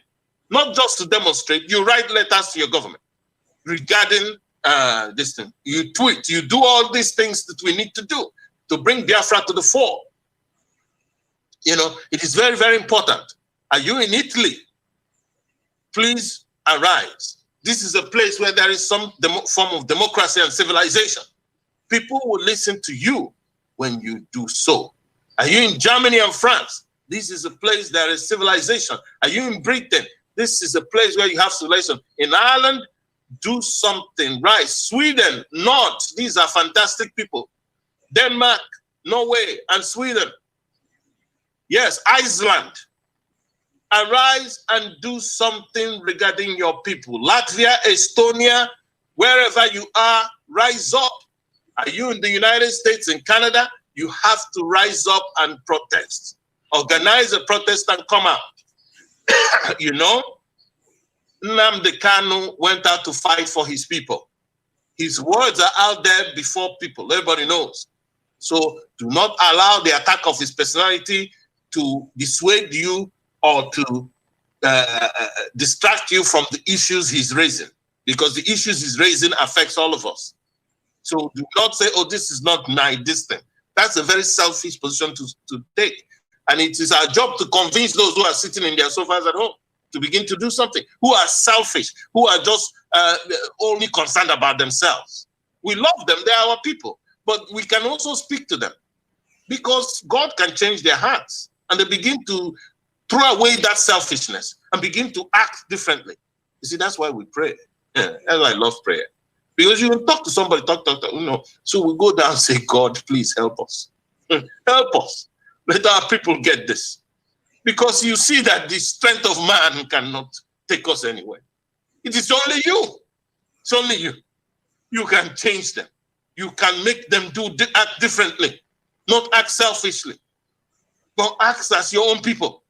To say that this is bad, and they'll rise up and contribute towards it. So you convince them. Are you living in Mexico? The same thing. We thank you for your demonstrations, dear friends in Mexico. We've seen you before. Arise and continue to demonstrate. You are in Guatemala, Nicaragua, Costa Rica, Honduras, even Belize. Yes. Where again is it? Are you in Colombia? Yes. Are you in Ecuador? Are you in Peru? Yes. You arise, do something, demonstrate, you know, go to where they will see, and also write letters, do communicate to the government where you reside. It's very, very important to do that. Are you in Suriname? In Guyana, both British and French Guyana? Are you in Uruguay, Paraguay, Brazil, Venezuela, Argentina, Chile? Arise. Even if you're in Antarctica, you can arise and do something. You can arise and do something for Biafra. Please, this is the time to act. This is the time to act. Remember, you know, even if it's just, don't make your life simply all about yourself. That is not no life, I'm telling you. We have just a short time here and we're all gone. That's it. What you make that life, put value in that life, is when you make it about other people. About other people, others. That's what makes you different. That's what makes you a child of God. You know, do what you have to do. You know, Jesus Christ said, lay your treasures in heaven, where neither moth, wrath, or thieves come in to steal. This is what it means to lay that treasure in heaven. Because then you will go back to that treasure where you have laid it. You know, it doesn't make a sense when people die, they leave. People come there and say, oh, he's gone to heaven. But all you did was live a selfish life here. Just for yourself. That's all you live for. You want to go to heaven, but you don't want to do what the person who owns heaven told you to do. It doesn't make sense. You know, sometimes you see it. You know, sometimes I watch it and I say, well, maybe, you know, you know, you see a gangster, for example, slaughtering people, killing people. The day he dies, they will remember God. They'll call the priest. I'm like, why are they calling the priest? Why, you know, why is anybody calling anything that has to do with God here? He lived his life as a gangster, shot, killed, did cocaine, killed people, you know, slept around, and did all kinds of terrible things. The mother. Then he dies, you go and call people, priest or pastor to come and say that he's gone to heaven. My question is, which heaven is this guy going to? Except he repented on the last day. But even that, without that, which heaven? So this is how much you think of God. That God will not, after raping and dumping in, then he said, oh man, come to heaven. You are a fantastic guy. Wonderful guy, come in. You know that, you know, that's not going to happen. You know, you know, yeah, this is God that created you. So don't think like a fool. You see that? So that's what we're asking. You know, when we stand for freedom, because Biafra's freedom is the freedom for others. We will work with others. We will make sure they have freedom. But we don't have that freedom because, and this is the greatest fear of our enemies, that we don't have a government. But we must have a government. You need a government to defend your interests. That's why your interests are not defended. Because those who hijack the government you claim that is your own are your enemies. That's why they're using the government to oppress you. So let us come out and demonstrate wherever we are all around the world. I still want to be reading quotes to show that it is not just the Biafrans that are having problems with this Fulani hijacked terrorist government of Nigeria. But there are others who are having all over Nigeria. And I want to read Obadiah Mailafia, the former deputy governor of the Central Bank, 2015-2007. This was published in Vanguard News of Monday, June 15, 2020. And Obadiah says, quote, the millions of Middle Belt youths today are demanding a separate identity for themselves. They are tired of being lumped together as part of a monstrous behemoth called the North.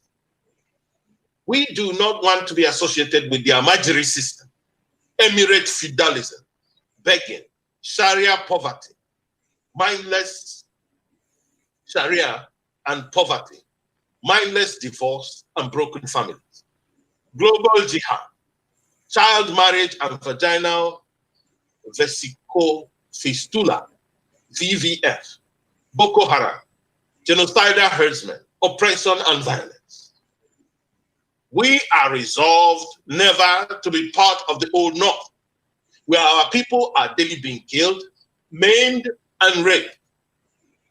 During this lockdown, you know, this is the time of the pandemic, that's like the peak. So there was a lockdown. So it says during this lockdown alone, hundreds of innocent people, children, women, and elderly have been killed by marauding bandits in southern Kaduna, Plateau, and Benue. Boko Haram has targeted Christian communities in Borno, Yobe, Adamawa.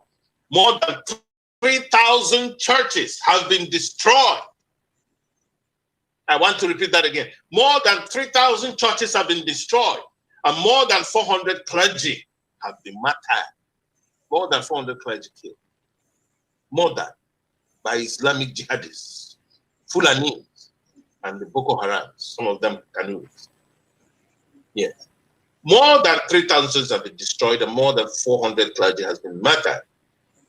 Their trademark is beheading. See that? That's what the problem is. Beheading, disembowelment of expectant mothers, hacking of infants, rape and forced marriages of underage girls.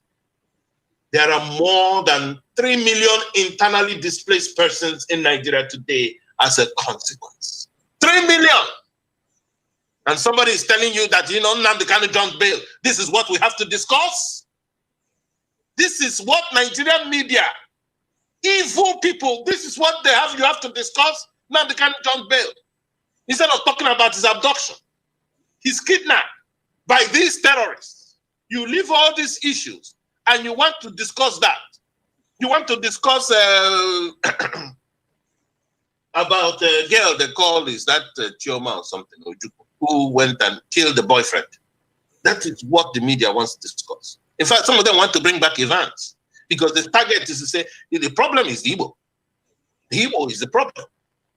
That's Nigerian habit. It was what they did in 1966. That is why the Middle Belt and the West are regretting what they joined the Fulanis today. So, this is what Obadiah Mailafia is saying. He's not an Igbo. He's from the Middle Belt, from southern Kaduna, and the former deputy central bank governor. So, that is a very prominent personality. Okay, not only that, he studied in Oxford, very highly educated man. This is what he's telling you what is going on there. Then I'll share another one by the governor. This is another governor. This is governor of a state. And that's the governor of Benue State. This was in June 18, 2021. And June 18 was a Friday. And he says just about 2 weeks ago, he reports as secessionist, which is, we said don't use that word secessionist, with self-determination, agitations in Nigeria. Governor Samuel Otom of Benue State has identified open grazing by herdsmen and the Fulanization agenda of Fulani nationalities across the globe to make Nigeria their own country as a major factor of fueling ethnic conflicts in Nigeria. Let me read that again. This is the governor of Benue State speaking. He says that here that Governor Samuel Otom of Benue State has identified open grazing by herdsmen and the Fulanization agenda of Fulani nationalities across the globe to make Nigeria their own country as the major factor of fueling ethnic conflicts in Nigeria.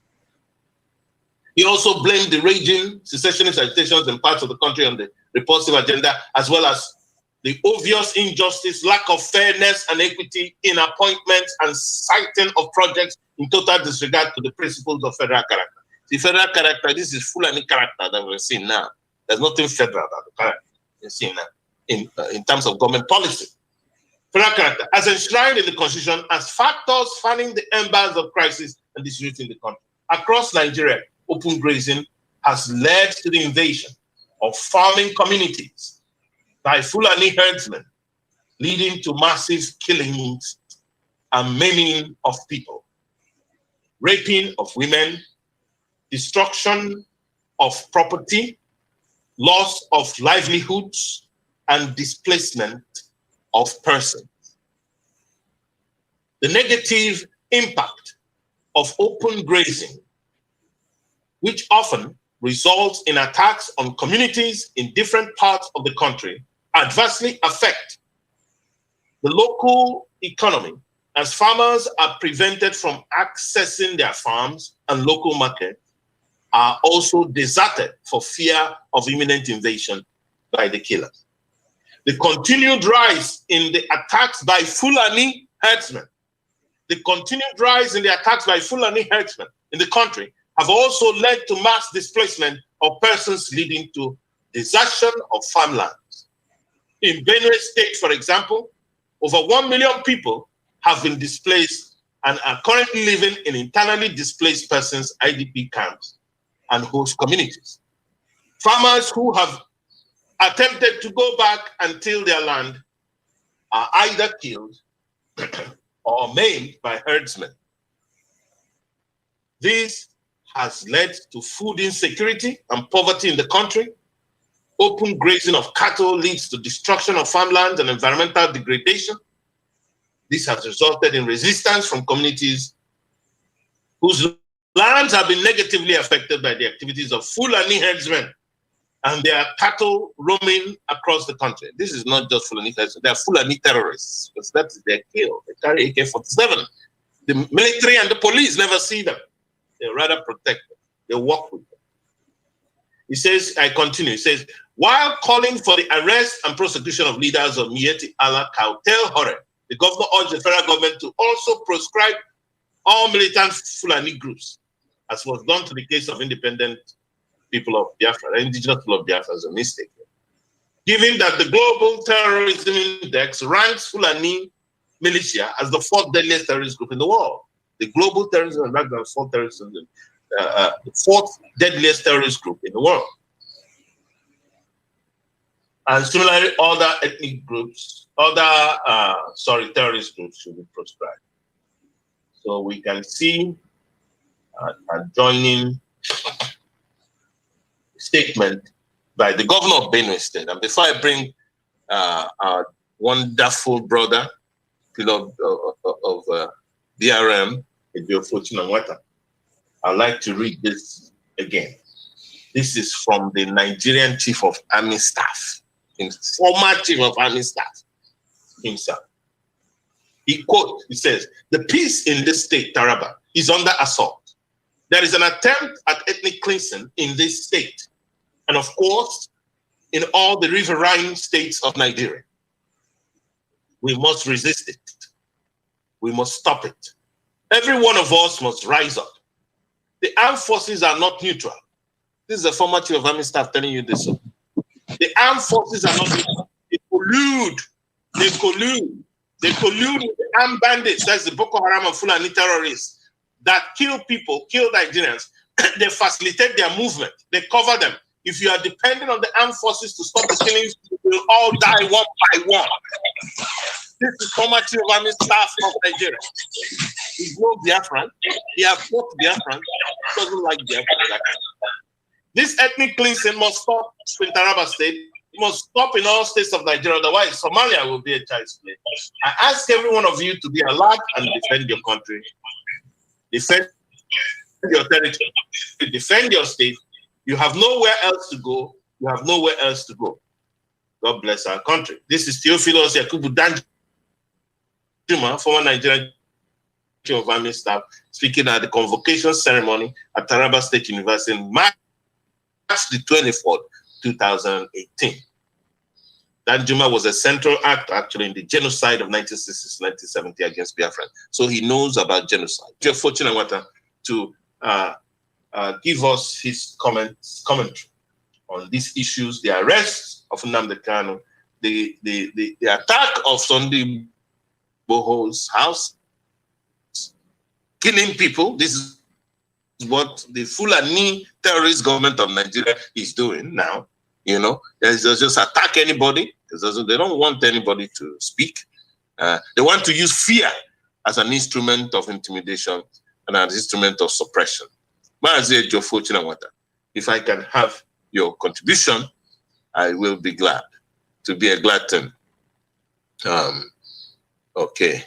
And if I cannot get him now, oh, yes, he's here. Good morning. Good morning, my brother. Good morning, Odimo. Hello, my own brother. Because thank you so much, man, for hosting this important and vital program. Thank you. Biafrans are very glad that they have a person, you know, in your person to actually be able to explain properly what is at ground and what is at stake. You see, our people, our people usually say, oh, there is a way it is done. There is a way it is done. You can look at Nnamdi Kanu and look at his utterances.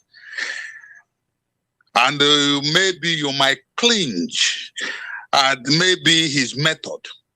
But the fact remains that everything this man has said, everything this man has espoused, no single person can come and say, oh, there is something wrong or maybe this is false.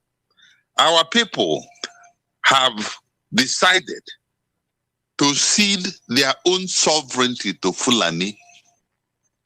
That's basically what it is. Our people have decided to cede their own independence, their own freedom. Our people are the one that went to England and demanded the independence. Ahmadu Bello was sabotaging everyone. But to the insistence of Nnamdi Azikiwe and Awolowo and the likes, Nigeria was granted independence. The northern Nigeria didn't want independence at the time. So the question is now, why are we then turning around and handing a hard-fought independence from Britain to Fulani people? Now, if you go out and check what is going on in Nigeria, Ali Modu Sheriff, that's funded and started Boko Haram, is flying everywhere freely. Nobody ever even pointed a finger at him. Ahmed Sani of Zamfara State, that started the Sharia, that practically divided Nigeria into two, that seceded from Nigeria, is going about free. Nobody has actually pointed a finger at him. Wodo, the President General, former President General of Ohaneze Ndigbo, came out and said, handshake across the Niger, handshake across the Benue, handshake this, handshake that. We want restructuring. The northern Nigeria kept mute. The Middle Belt clamored for restructuring. The Middle Belt, the Southwest, the Southeast, the so-called South-South, everybody, the four geopolitical zones were insisting on Nigerian restructure. The Northwest and Northeast remained apathetic about it, remained basically, nonchalant. And the question is this: the two northern political zones now are controlling Nigeria, and they are forcing their will on Nigerians. Kanu came and aroused everyone's emotions, or maybe knowledge, that this is what is afoot.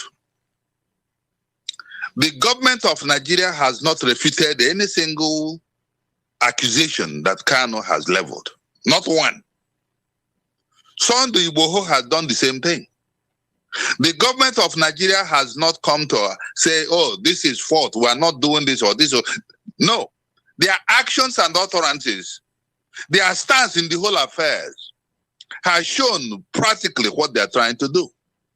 That Fulani has come to take over Nigeria, that Fulani has come to Islamize Nigeria, that Fulani has come to Fulanize Nigeria. That is the government position. And if you oppose it, if you say something against the plan hatched out all the time from Muhammadu Buhari, that they are going to use the new country called Nigeria will be an estate of their grandfather, Usman Danfodio. And they are going to use the Middle Belt as a willing tool. And they are ruthlessly going to prevent the southern people from actually doing anything for themselves. And Nigeria will remain there. I'm paraphrasing here. But everybody has heard it. Everybody knew exactly what it is. Even the so-called Igbo governors knew what these things meant. And yet, our people are like Onwe Kasemia.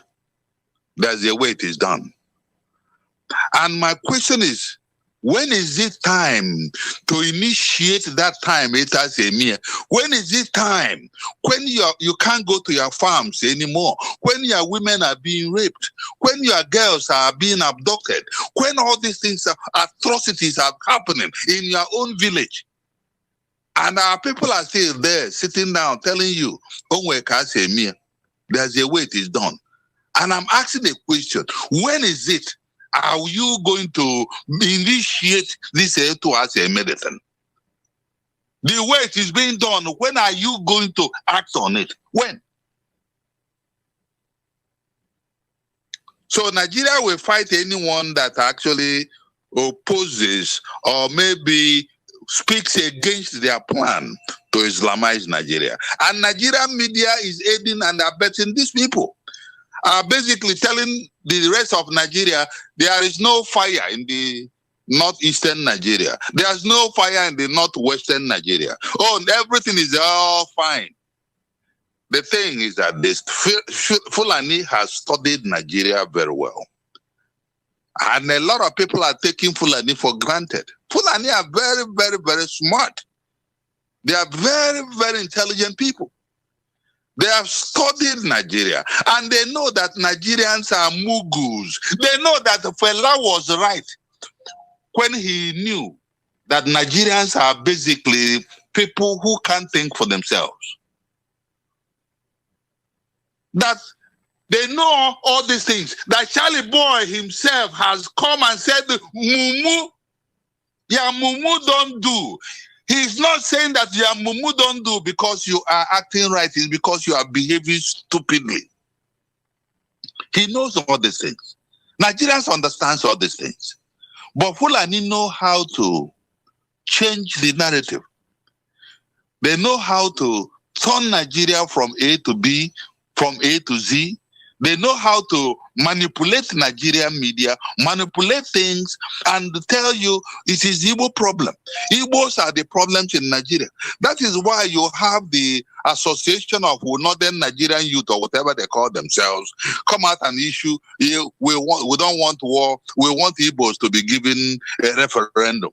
And you have their women marching and saying, oh, we want Igbos to be given a referendum, this and that, as if they don't know what is going on in their northern, in their places. They are aware. All these things are orchestrations. They planned it and they execute it and they change the narrative and then focus it on Igbo. The unknown gunmen, they know the Nigerian government is the one that planted the unknown gunmen. They did all these things to create havoc in the southeastern part of Nigeria. But Chukwu Okike and his infinite wisdom and his mercy never allowed any of this plan to manifest or even to work out the way they planned it. And then confusion comes in the land.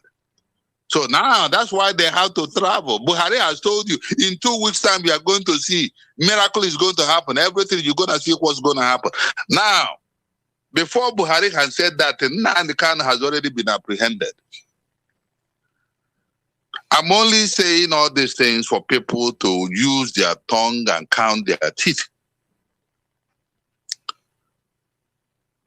I say we'll be tied. We'll be tied to Kenyatta of Kenya if his hands are involved in the apprehension of Nnamdi Kanu. The Bible said, do my prophet no harm. Touch not my anointed, do my prophet no harm. And eventually, people will read this in and don't understand it. And I know Kenyatta himself and Kenyan authorities understand that they cannot condemn Nnamdi Kanu to death. And Biafrans will say it's okay. Because whatever happens to us today, our people, we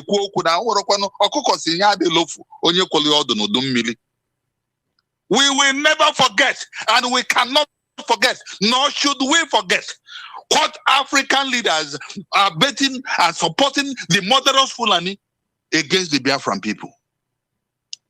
Because will Biafra come, though surely Biafra will come. But 100 years from now, will we forget and forgive those African countries that are actually betting the murderous Fulanis to be killing our people? No, I don't think so. Because the future generations will be told. The future generations will be intimated on what has happened and what is happening and what we intend to do to those nations and to those countries. That is a discussion for another day. But I pray to God, let no harm come on Nnamdi Kanu. Let no harm come to him.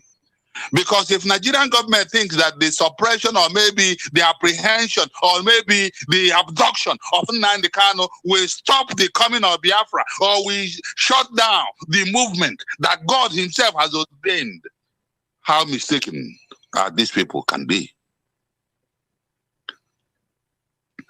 Every Nigerians know who is killing them. I am yet to see any of Nigerian media or the what is it, brown envelope media that they have in Nigeria to come out and explain or maybe express or maybe inform Nigerians that they saw Igbo people or Biafrans killing people in their farms. Nigerians know their problem. But it's a country built on lies, a country that believes and exists in lies and deceptions. And that is why they see things and they act like they don't see it, like it doesn't exist. They know their problem. They know who is causing the problem. They know exactly how the problem came about, and they know they can solve the problem, but they will not solve it. They're going to lay their hands and their filthy conscience on Biafrans and Igbos as the problem of Nigeria. That is why we believe that in God, Chukwu Okike Abiama, we have taken our refuge. and as God, our king. We don't have a mayor, or nor do we have Oba, or do we have anything. Chukwuka Abiyama himself is our Oba, and he is our king, and he is our emir, and he knows that Biafrans are being prosecuted. So he's not going to allow his subject to be decimated. Are we going to suffer some of these things? Yes. Are we going to suffer some iniquities and all this blindfoldness? Yes. Because every child of God, everyone God has chosen, will go through torture from infidels, from people who doesn't even know God. But eventually, in the end, victory is always theirs. And that is where Biafrans are. Victory will always be theirs because they are God himself is the leader of Biafra. And eventually, one with God, they said, is with majority. And sooner or later, Nigerians will know that they have beaten more than they can chew. Thank you again, my brother Odimon, for having me. I'm still standing by. Thank you so much. Thank you, Own Ejiofor Ochinawata. It's always a delight to hear from you. And your words are words of great encouragement. And God has put it in your heart to speak the way you do because it inspires millions of people. It inspires our people, and that inspiration, the work of God in our hearts. We are going to see more of God's mercies, abundance, blessings upon our people as He will grant us victory over this challenge that we have at this time. I thank you so much. Before I invite our brother Chuksi Kedigwe to speak, I would like to read some excerpts again, because the excerpts show what other people are saying. And organizations, across the world, those who are central to this conflict and those who are in the periphery. So now this is what the World Igbo Congress says. It says, the world has taken notice of the disparity in the treatment of Boko Haram insurgents and Fulani herdsmen, who have been designated as terrorists by known international agencies. These killers are routinely arrested, compensated, released, and oftentimes absorbed into the Nigerian security services. On the other hand, the Igbo has been subjected to massive shoot-at-sight orders, arrests, and abduction. We would like to emphasize that no government in the world or any international security agency has designated IPOB as a terrorist organization, and Nnamdi Kanu is not on any terrorist watch list anywhere in the world. This is World Igbo Congress speaking in Vanguard News of Wednesday, June the 30th, 2021. And the Senate Minority Leader, Enyinaya Baribe, says, quote, we have a government today that is manifesting sectional leadership. Boko Haram has been killing people, but nothing was done to them. When our boys were carrying flags running around, it was easy for them to get them proscribed as a terrorist organization. But the same government refused to designate Boko Haram, which everybody knows their activities, killing, destroying, and bombing churches and institutions. When we challenged them, the Minister of Information said that Boko Haram was faceless, but our boys were known. This unequal treatment of people has been the problem of Nigeria. We are feeling tired of being alienated. The alienation is spreading across the country and no longer on Igbo. What we are now having is that even though there is problem everywhere, they want to paint Igbo as the people causing the problems. I will not like when it is time to give Igbo president, somebody will say there is a problem in Igbo land. Well, that's a politician talking about Igbo presidents. We need Biafra, not that. I continue. He says, was there no trouble in the Northwest when Buhari was elected president? In fact, Buhari was nominated by Boko Haram during President Goodluck Jonathan's presidency to negotiate for them. We cannot continue to be in a country where my own child will be required to score 140% to enter federal school, while another child will be required to score just 2 to enter the same school. Enyinaya Baribe, Senate Minority Leader, Vanguard News, Wednesday, June 30th, 2020. So I noted where he said that what we are now having is that even though there is a problem everywhere, they want to paint Igbo as the people causing the problem. You see that? So that is part of why they want to say, oh, Nnamdi Kanu is causing problem in Nigeria. Everything Fulani has been, the press carefully avoids discussing Fulani ravaging of 36 states of Nigeria. They are killings. They are maiming people. Disembowelment, as we've seen Obadiah Mailafia say, and we know that because we, as the Igbo, have had that experience with them in the past. So the media refused to talk about Fulani, refused to talk about the fact that the president is a terrorist and is an impostor. He is a member of the Miyetti Allah, designated the fourth deadliest terrorist organization in the world in the Global Terrorism Index. The president is a member, a patron of that.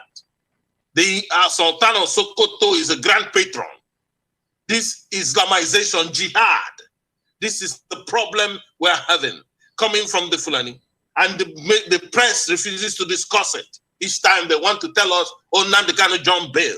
That, they want to consider the bail. And that's why I'm telling our people, forget that. And the bail that was so-called jump bail, quote, the military went and attacked him in his house and killed people. They should be asking for the arrest of the military, those who went and killed people in his house and his compound.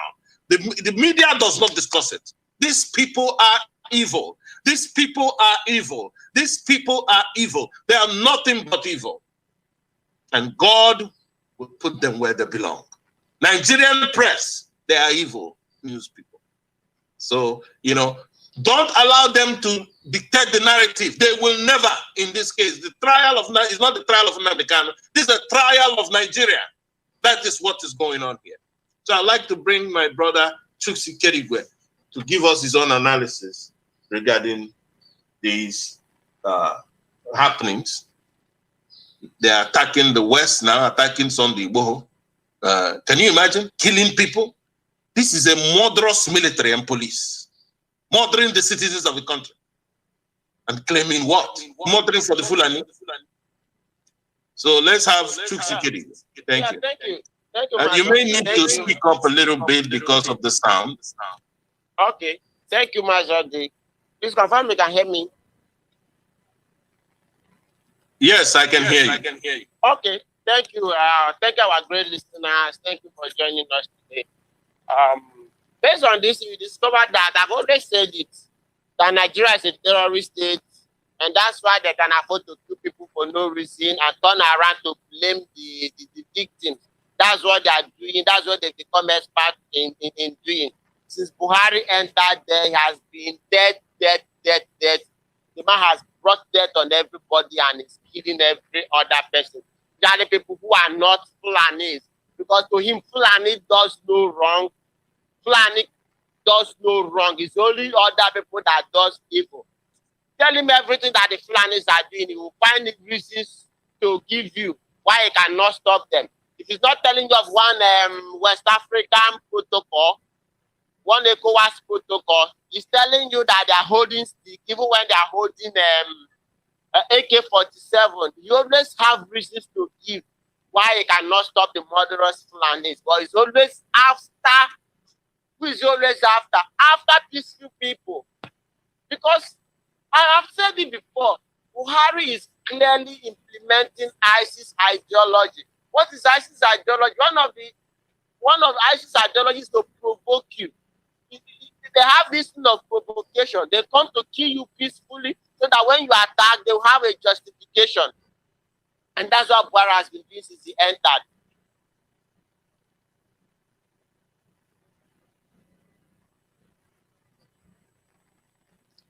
Yeah, brother Chuksi Kerigwe, it seems that we're having now.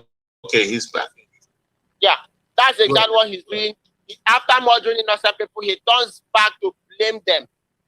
When you fight for self-determination, he sees it as evil. He sees it as a secession. But he goes to the UN and he's telling the UN to grant the right to self-determination to Islamic nation. Everything about Buhari is all about preserving Islam and the Fulanis. He doesn't care about any other person, and that's what people must understand. There's nothing we can do to please him. As far as he's concerned, he has called us a dot. As far as he's concerned, we are not worth living. He has promised us 5% treatment and is willing to do it with the last drop of his blood. And he will never stop now. So the only thing that can stop him is we ourselves that can stop him, because he has made sure that every of the security apparatus in the country, almost all, is headed by Fulanis. And he has protected them. He has given them he gave them marching order. You saw him when he did that interview. He said we will get the police and the army to pursue IPOB. As far as Buhari is concerned, IPOB means the whole Igbos. So he has told us everything that will happen to us because he doesn't care about our welfare. He doesn't care about what we say. All he cares is that he must finish us and is willing to do anything.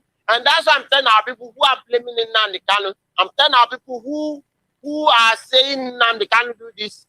I may not do with everything he has done, but I will never allow the Fulanis to murder my brother for anything.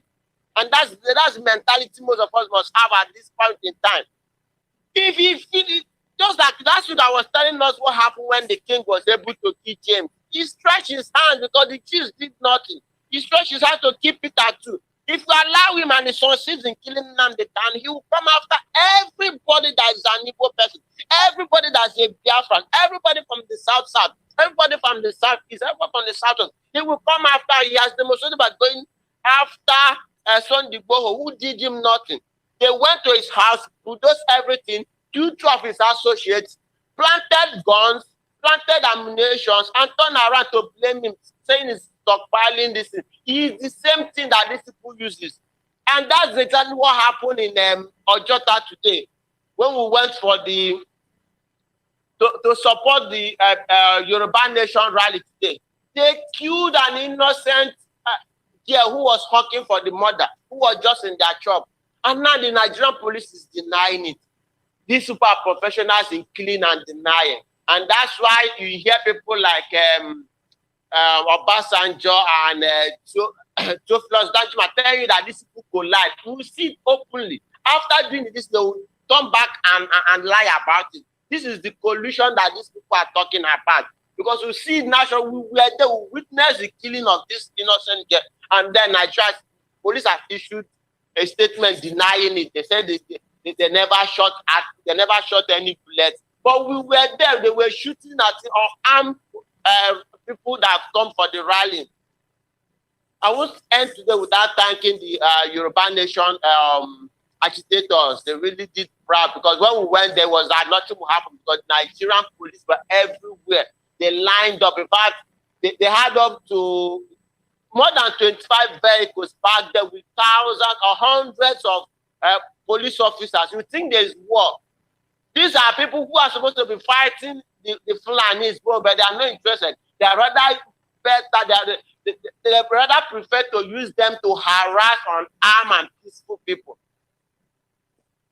So people must understand that these people, these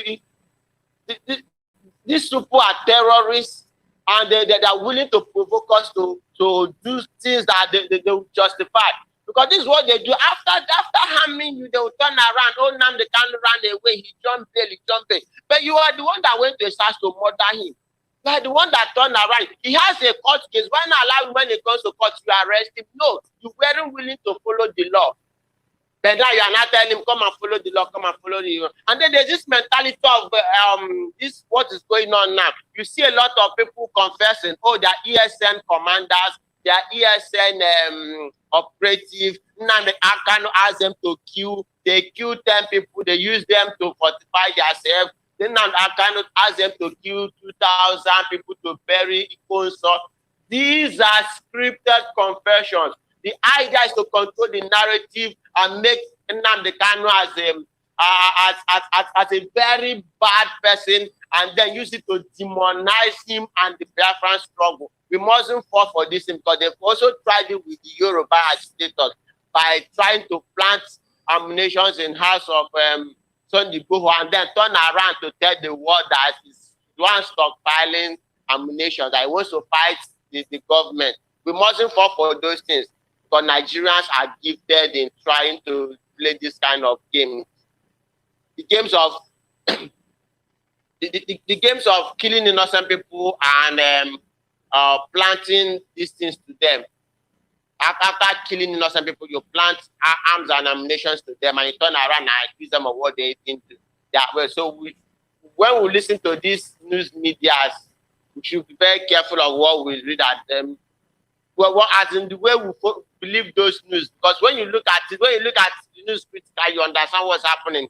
If this is really what happened, they won't be starting on pages of newspaper. They would rather be prepared to go to the court to show it to the court.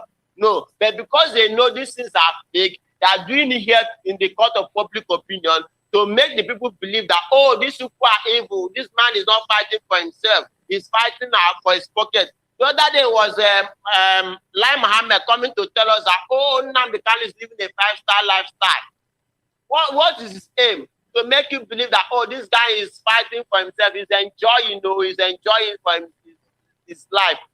What's it concerning with what the man is wearing? Telling us that the cloth was wearing was worth $5,000.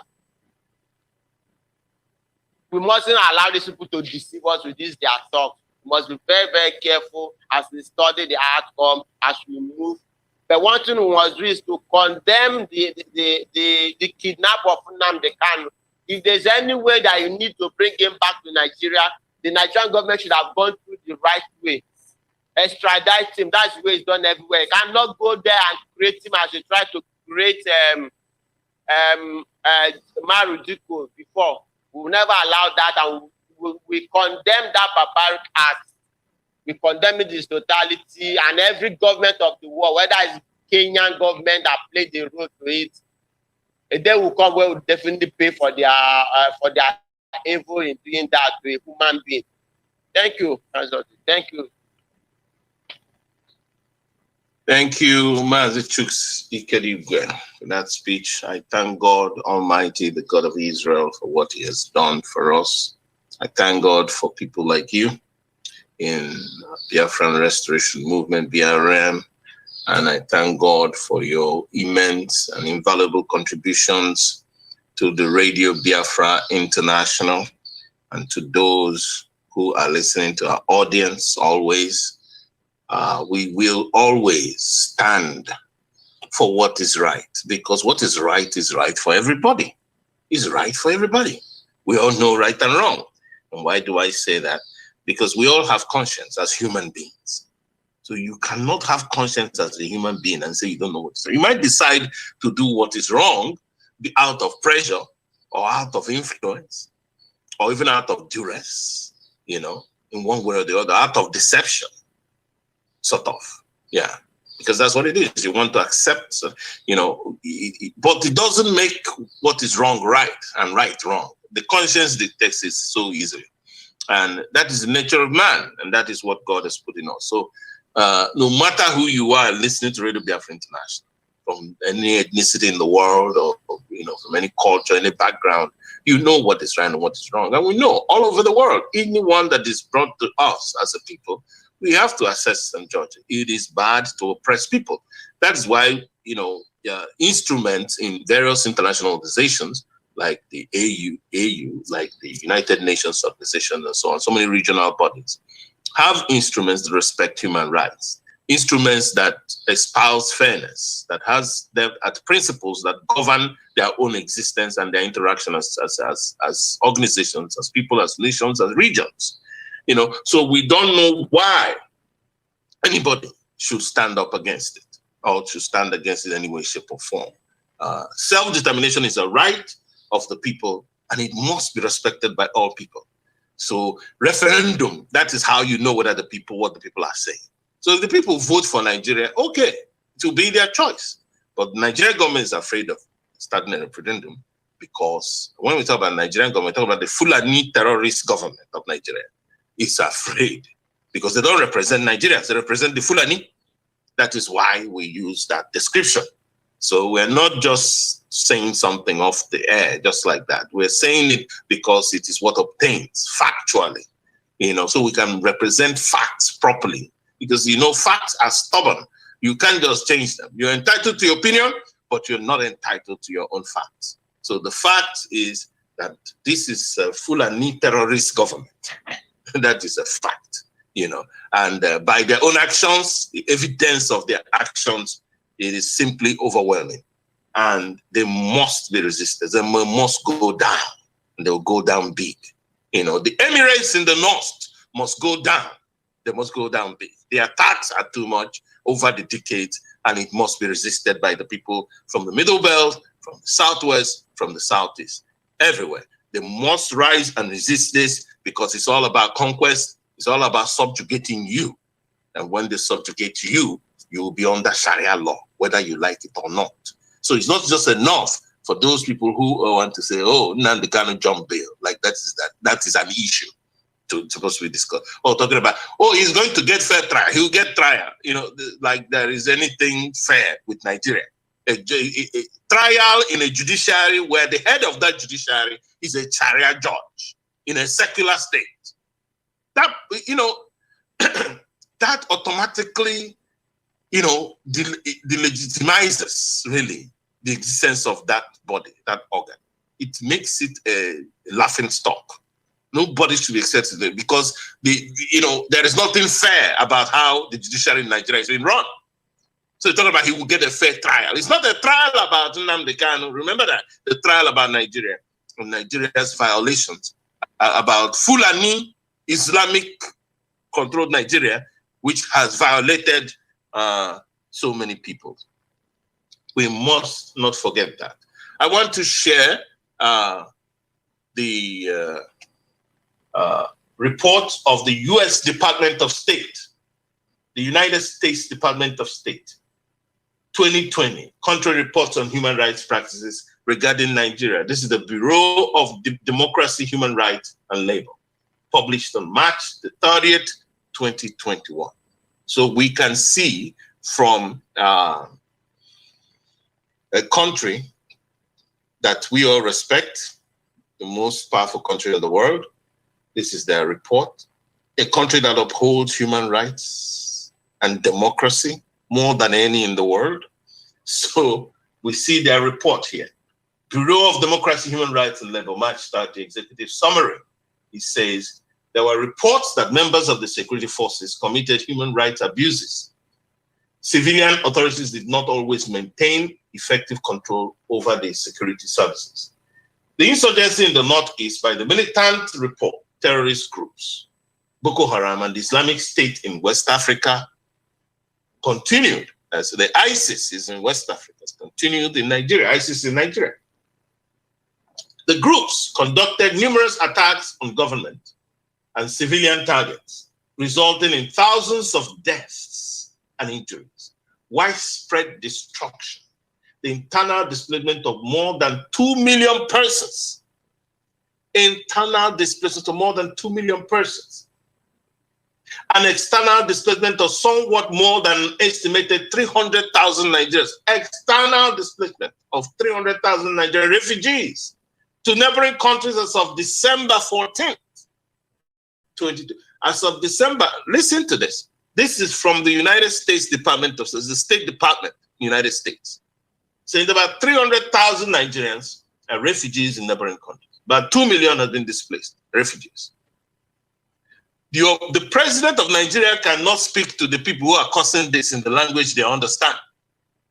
It is the Igbo, the Easterners, they want to speak to in the language they understand, quote unquote. So you see that? So,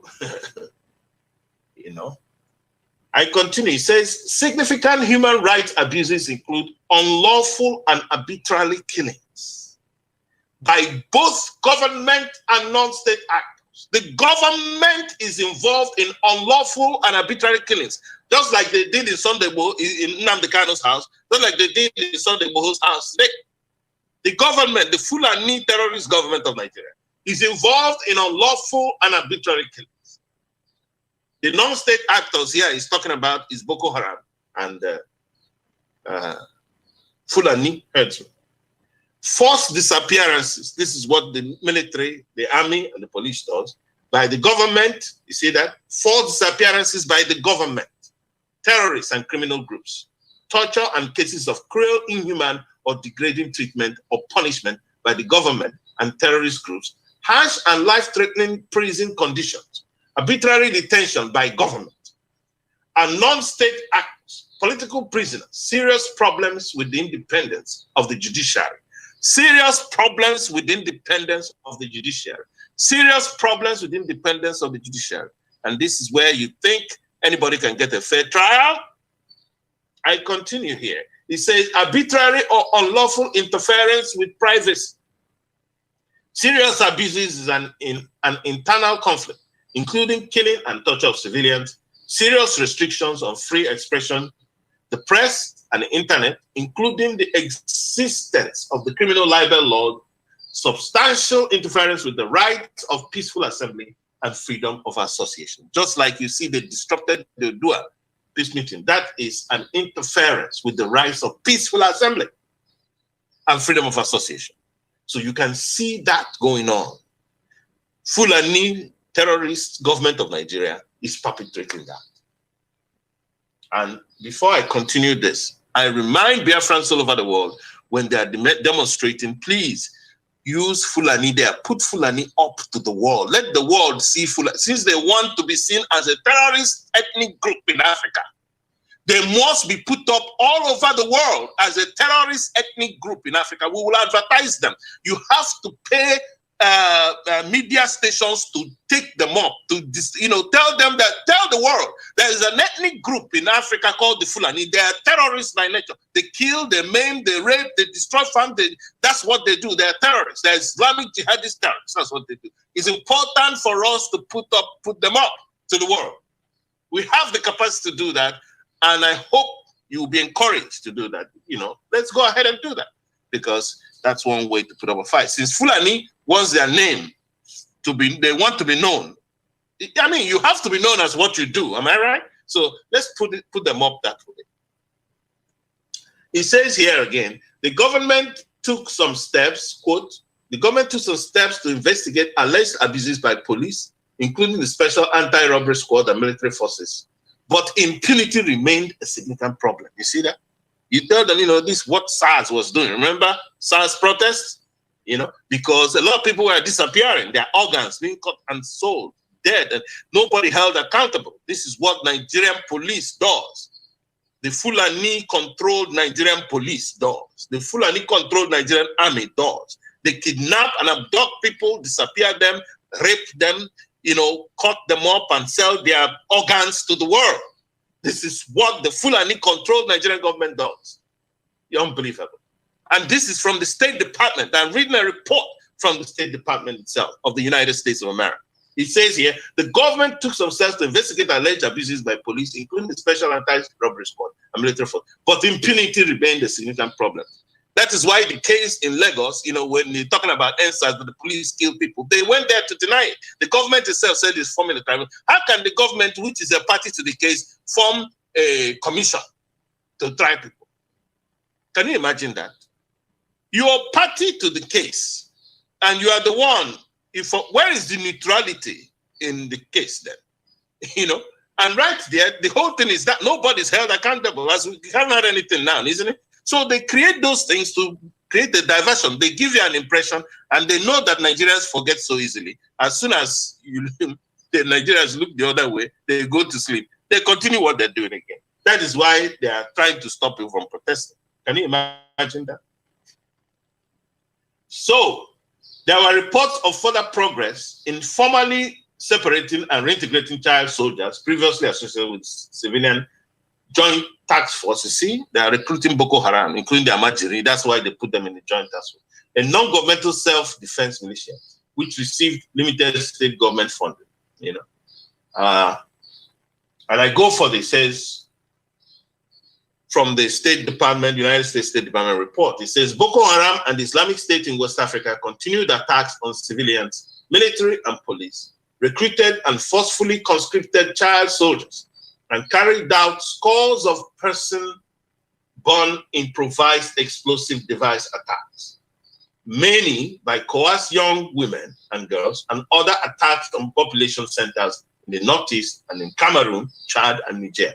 Abductions by Boko Haram and the Islamic State in West Africa continued. Both groups subjected many women and girls to sexual and gender-based violence, including forced marriages and sexual slavery and rape. This is what the Fulani wants to do in your land. That's why they want to use Boko Haram in uniform now, you know, to want it to conquer the East and conquer the South, the entire South, and conquer the Middle Belt, so that they can do this to your girls, to your young girls. Yeah, they can put them into forced marriages and sexual slavery and rape. This is the character of these people, motivated by Islam. And anybody wants to ever, you know, talk about, oh, this is just religion. What really? Why can this be religion? This is a cult. Islam is a public open cult, where the people, for you to practice it, you have to be put under fear. That is why they use fear to rule you. You have to be brainwashed. That is why you can put a bomb on a small child, put it to go and explode himself. How normal is that for anybody who has sense? Will you do that to your child? Will you support your child doing that? There is a demonic force that is in Islam, and God will bring that demon down when he sends his angels to do and to obey his commands against. So look at that. It says, oh, that's where it's at to end. The U.S. Department of State shows you exactly what is happening. The Independent of London, the News World Africa, said something in November 18, 2015. That's like the 6 years ago.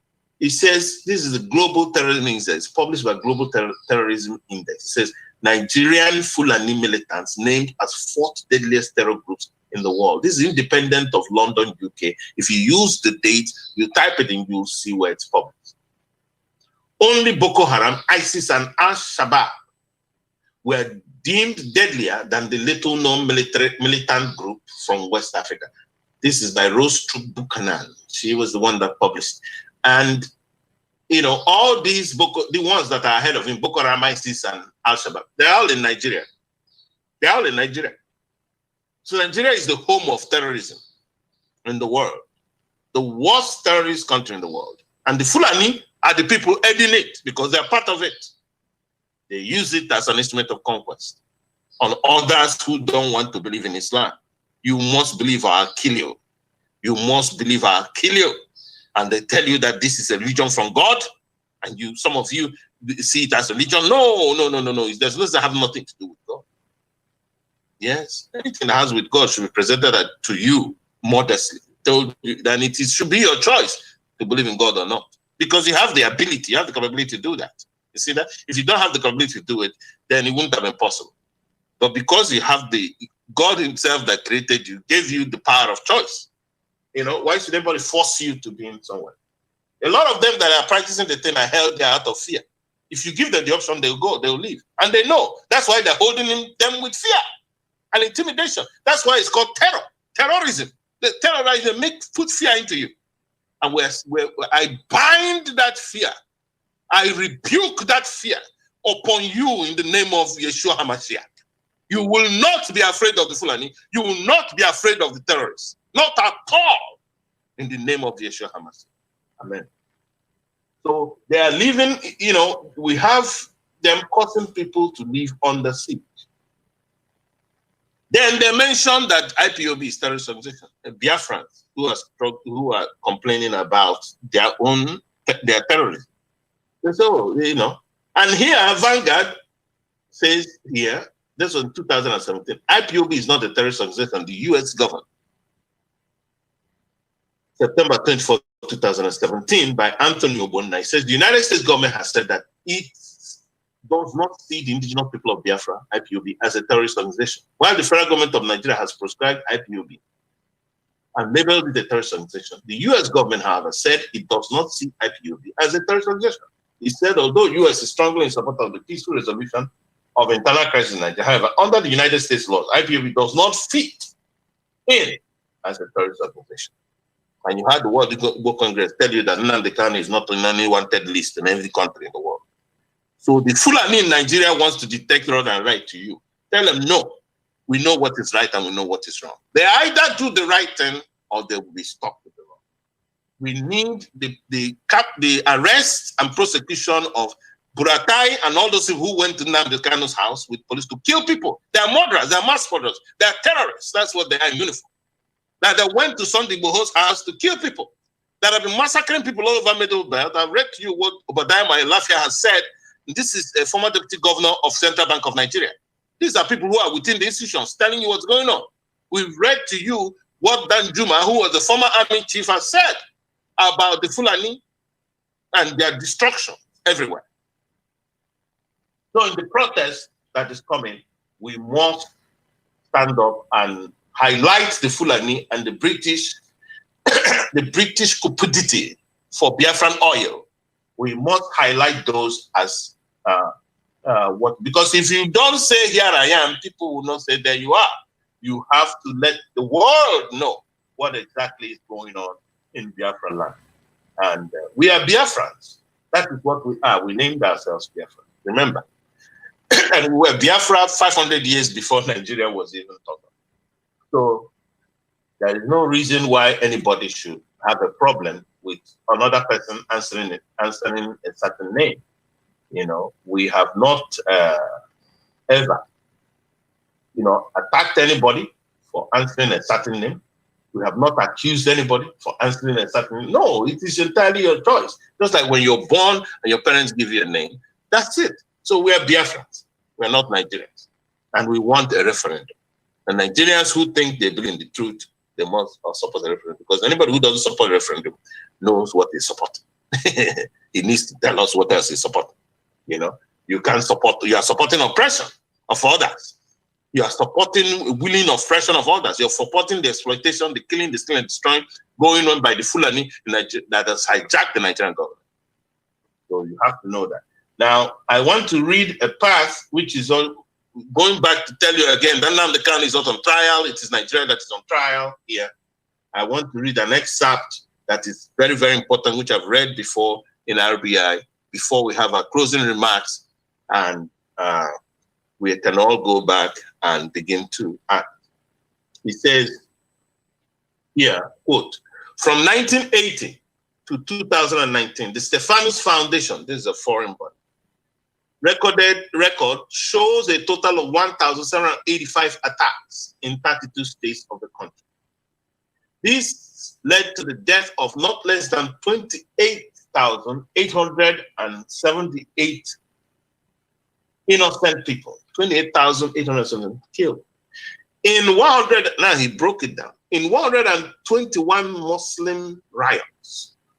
I keep saying that so that you can understand. 121 Muslim riots. The last time I spoke about this, I was counting the numbers 1, 2, 3, 4, 5, 6, 7, 8, 9, 10, 11, 12, 13, 14, 15, 16, 17, 18, 19, 20. Before you count 100. And these guys, I've got 121 Muslim attacks. There is not one Christian attack. Not one. And Islam is a religion of peace for you. Stop being afraid and speak up. Stop doing that. That is why they hold sway.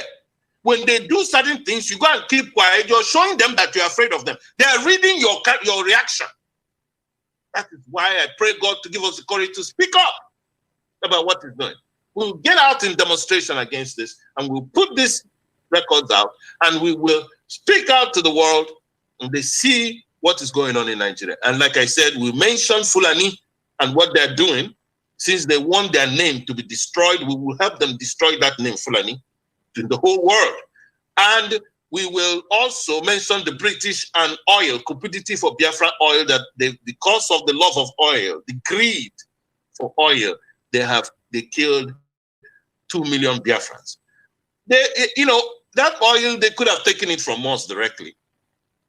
But there is that thing in the spirit of man, that corrupt, evil spirit that wants him to go and shed blood before he will have to take it. So he can take everything. And today, how are they feeling? Because of it, there is Sharia law. Even, I think somewhere in London, Birmingham, all the rest of them, the same Muslims they brought into their country because the love of Saudi oil money. You see, don't always think that life is all about money. That's where the problem is. That is the problem. And this is why we want Biafra. We don't want to look at some Biafrans acting like people who, you wonder where their value systems are laid. What is the basis of their value system? You are judging right and wrong. It is not just money. Some of them you give them money and that's it. Okay, you went for the oil and the money now. Now you have a problem. And that problem is growing, even in the whole of Europe. The whole of Europe, Western Europe, Islamic communities everywhere imposing Sharia law, having a problem governing in France, in Germany, in Sweden, in Australia. They are having everywhere because they are trying to impose their own Islamic value system against the Judeo-Christian system that forms the foundation of this society. You see the problem? Yes. That's what happens when you just fall in love with oil. And then eventually, they don't know what they're handing over to their communities. The British people themselves, what they're handing over to their children, what they will see. Because there are some areas in Britain where they can't go there. You cannot go because there's Sharia law. You can't live there. They make your life a living hell if they don't exterminate you. That is the problem. So this is what you create. And why did this create? Most of those who are members of the parliament in these European countries, like I said, somebody asked me why they say, I told them because they never read the Bible. The European governments used to be biblically centered, even in the times of crusade and so on and so forth. But the time comes when you have people in government who all they know is grab, but their value system is different. What you see is that they use that government simply for greedy expeditions and conquests, for different exploitations in different parts of the world, where they do so with little or no consideration from the people that they're basically stealing from. Because what is colonization? Imperialism is stealing, killing, destroying. That's what it is.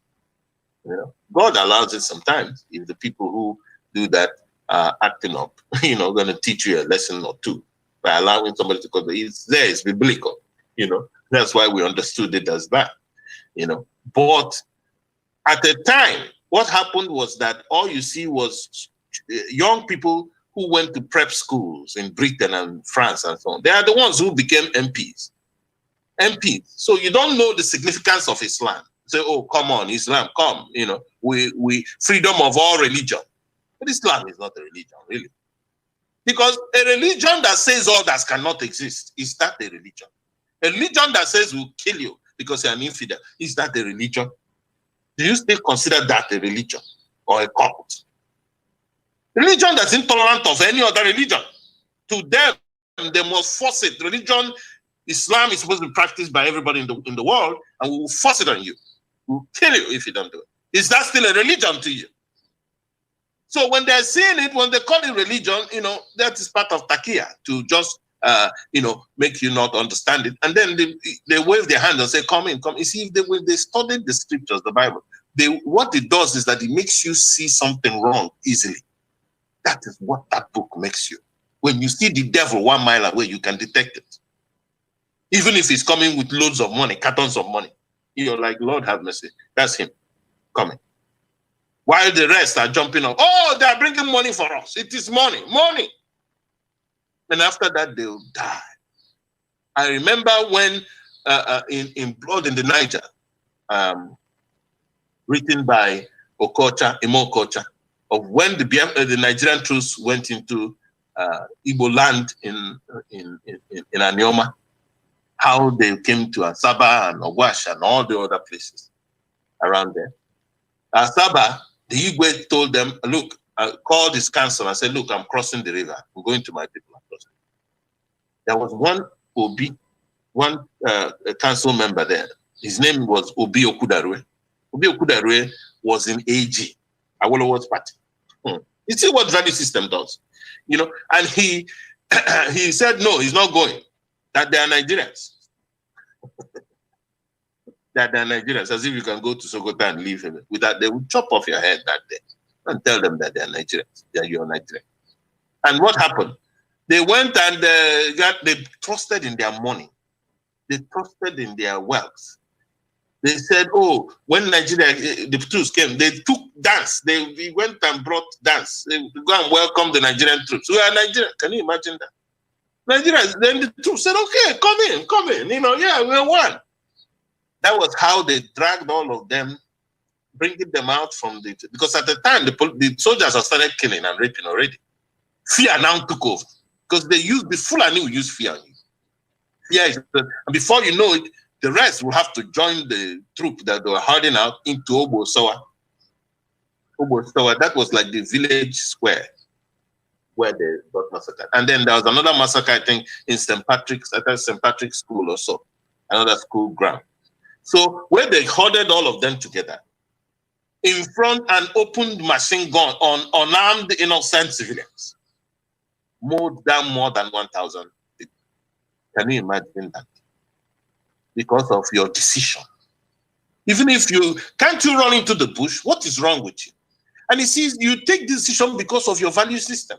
Because to you, you know, I want to live rather than not do my business, rather than me not have my house, have my car, have my, you see, where the heart of man is attached. You know, I will support Nigeria.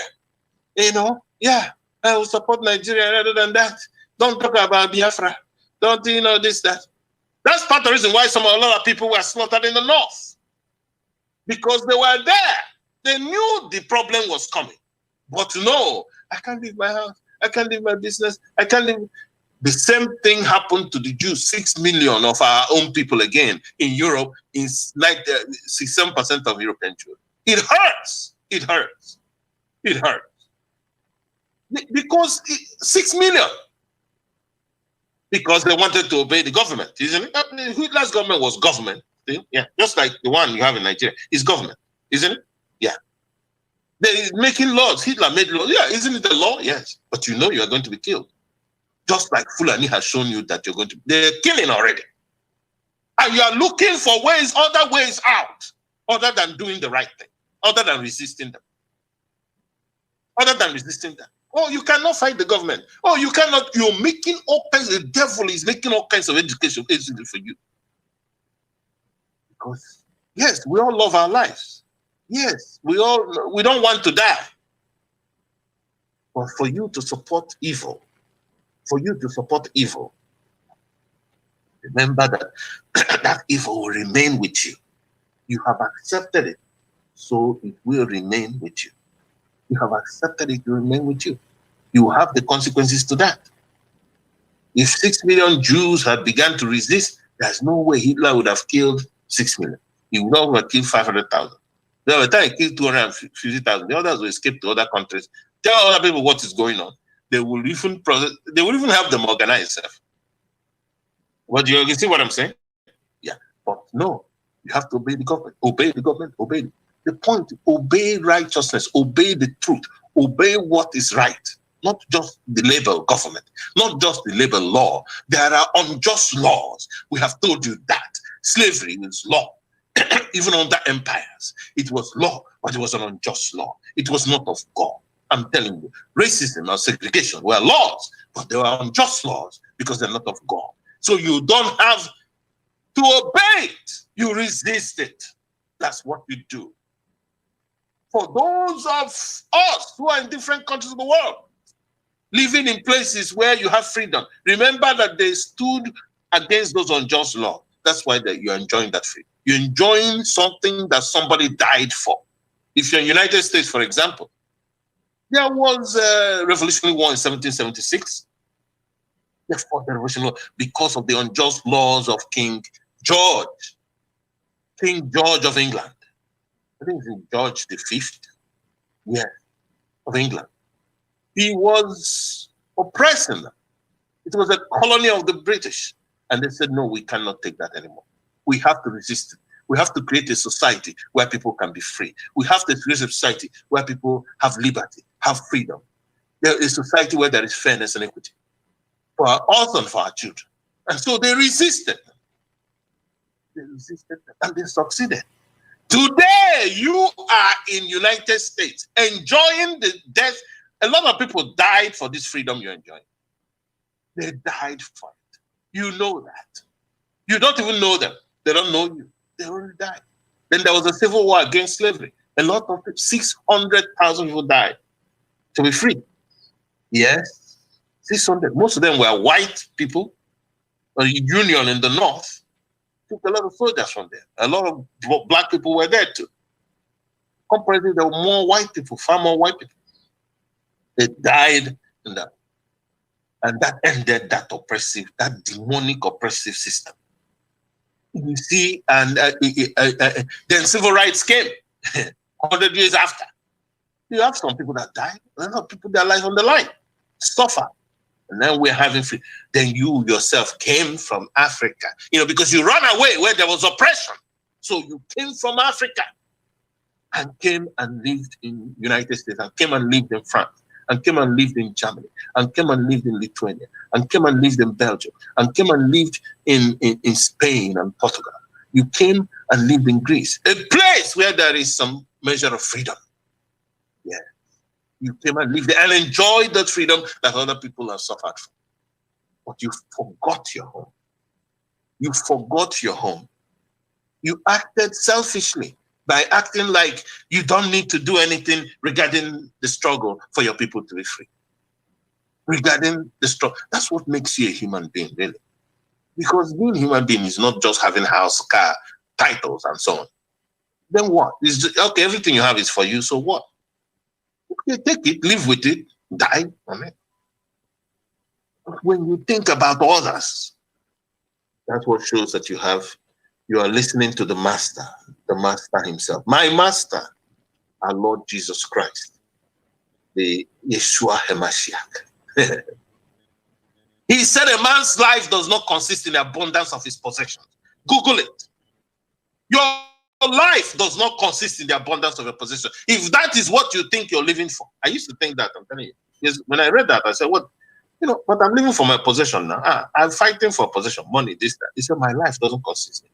What your life consists in, he says, man does not live by bread alone, but by every word that comes out of the mouth of God. So that's the word of God, isn't it? That life is obeying God, doing the right thing. Like now you have oppression, you go to it is uncomfortable to your flesh, but your spirit lives. It is uncomfortable to your flesh, but your spirit lives. That is what makes you a salt. Christ said, you are a salt to the world. If a salt doesn't have a taste anymore, what good it is thrown out, where men get trodden under it by foot. They're trodden under by foot. So, it is that what makes you sweet as a human being, is that you went and suffered for other people. That was what you see Nnamdi Kanu do. That's what you see Sunday Igboho do. That's what you see other people who are standing up for the oppressed do. Then they become, it's good to talk. When you see them, when people think about you, the heart is gladdened. The heart is not glad when they think about Boko Haram and impostors in Asarok and so on and so forth, killing people. No, it's you that is the salt of the earth. So act Biafran, because this is Biafran way. It is the Biafran way that we are preaching here. Let's go the Biafran way. It's a better way. And I was reading an excerpt for you. I will start it over again because I'm not finished as I said. It's so important that I finish it in this program. I will start afresh, but this time I'll finish it, so I will not drift. I apologize for drifting. He says here, from 1980 to 2019, the Fulanis Foundation record shows a total of 1,785 attacks in 32 states of the country. Where are those attacks coming? From the north, Islamic north. This led to the death of not less than 28,878 innocent people. In 121 Muslim riots in 19 states, 19 states, not one, two, not 19 states. The death of 9,451 lives. Where? Wow, 9,450. See that? Also, Boko Haram militant groups were responsible for 701 attacks that claimed 12,812 lives in 15 states. And the government is not speaking to them in the language. Again, 963 attacks from Fulani militant groups in 32 states. Fulani militant groups, 963 attacks in 32 states were responsible for 6,615 deaths. And the government is not speaking to them in the language. And up till today, no one has been brought to book. None whatsoever. Biafra, Nnamdi Kanu, John Bail. That's what you're seeing Nigerians discuss. It's unbelievable. An evil, such an evil place, I'm telling you. And then he says further, instead, it is those who cried out that were subjected to state harassment. They were subjected to state harassment. A few suspects arrested were later freed to continue with their atrocities. It was the federal government that was justifying the killing of the citizens by accusing some governors of making laws against open grazing. They claimed that the killings were not genocide against Christians, but farmer herders clash. They called it clash when it is genocide against Christians. In light of the current developments and the circumstantial facts surrounding the prevailing upsurge of attacks against the church, it will be difficult for us to believe that the federal government, under the present administration, is not colluding with the insurgents to exterminate Christians in Nigeria. Remember this word, collude, that the former chief of army staff mentioned it, that the military was colluding. Bearing, quote, I continue, bearing in mind the very questionable leadership of the security sector that has been skewed toward the religion and region, skewed towards Islamic people heading our security agencies, and they are coming from the north. And that is, unquote. This comes from Samson Ayokunle, President, Christian Association of Nigeria, CAN, speaking at the World Press Conference on Thursday, January 23, 2020, at the National Christian Center, Abuja, in Nigeria. I had to use this excerpt because it contained like a summary of all these attacks. This is at least 20 years back, you know, within the past 20 years of what is happening in Nigeria. Because when people hear that, they can better understand exactly what we're saying. So with that, I would like concluding remarks from our panelists. I would like concluding remarks from Mazi Ejiofor Chinawata. If he can speak to us, it is very, very important to hear from him. Concluding remarks, after which we will go out and begin to demonstrate against this. Thank you again, my brother Adimoro. Thank you. The problem the British has with the Biafrans stems from the fact that we fought the British throughout the world, throughout the British imperialism, or maybe colonial conquest. The most difficult place Britain encountered, the most difficult was the Biafran land. So they fought the British. We fought the British for 32 years. Most other countries or other nations fall quickly in months, not even years, months. But Biafrans offered stiff resistance against the British. Instead of calling it the British-Nigerian War, British-Biafran War, they called it Kumeko, a Kumeko uprising. Because it is very, very, how can you say that a third world country, uncivilized people were able to withstand the power of the British Empire for more than 3 decades? It is unheard of. So they have to term it a Kumeku uprising. That is what you will see in the history books. And most of our people have no knowledge of these things. So when Britain imposes Fulani people on you or help the Fulani to sustain their hegemony and their control over you, they are not doing it because, hey, it's oil. No, they are doing it because they want to pay you back. They know what Fulanis are all about. They know that. They understand it. They read the language of Muhammadu Bello. That is why they wrote so many letters urging the northern Muslims and northern emirs to declare war on Biafra.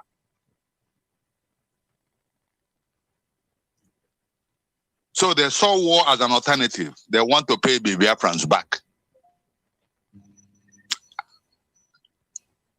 So even the British journalist that interviewed Muhammadu Bello understand his philosophy and his political views about the Igbos. That is why they skewed the census to favor them. That is why they made sure that they control the power and deny Nnamdi Azikiwe the political position that naturally should have gone to somebody who fought for country's independence. Throughout Africa, Jomo Kenyatta,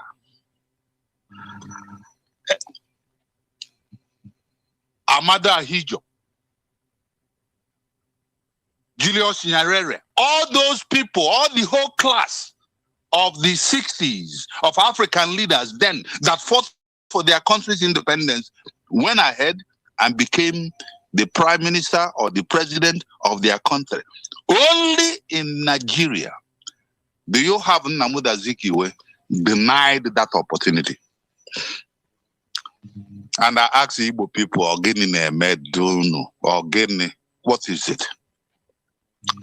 What is it that is actually happening to you guys that you cannot use your tongue and count your teeth and understand?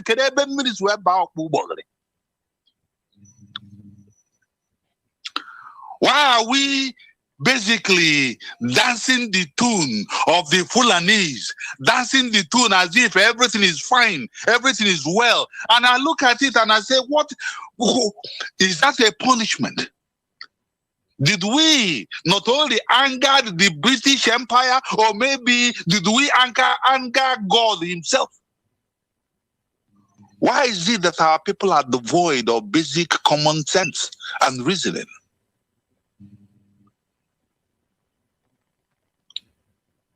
It's not too long. We all know that right after the Nigerian Civil War, the very first thing our people did was to pack their bags and then run up to the northern part of Nigeria. Northern Nigeria, where we were slaughtered like cattle, where our women, pregnant women, and our unborn children were slaughtered in the stomach of their own mother, of their carrying mother. Our people tend to forget.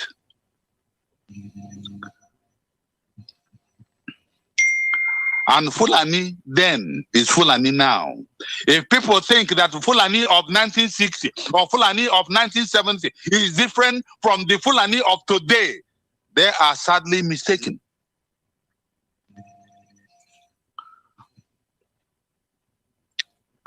Now, what they decided to do is to go on and pad the constitution.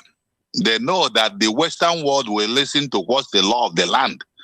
They padded the constitution, removed any word of Christianity from the constitution, and handed it to you. And called it the Constitution 1999 Nigerian Constitution. And as people who are prone to law abiding, yeah, we sheepishly went ahead.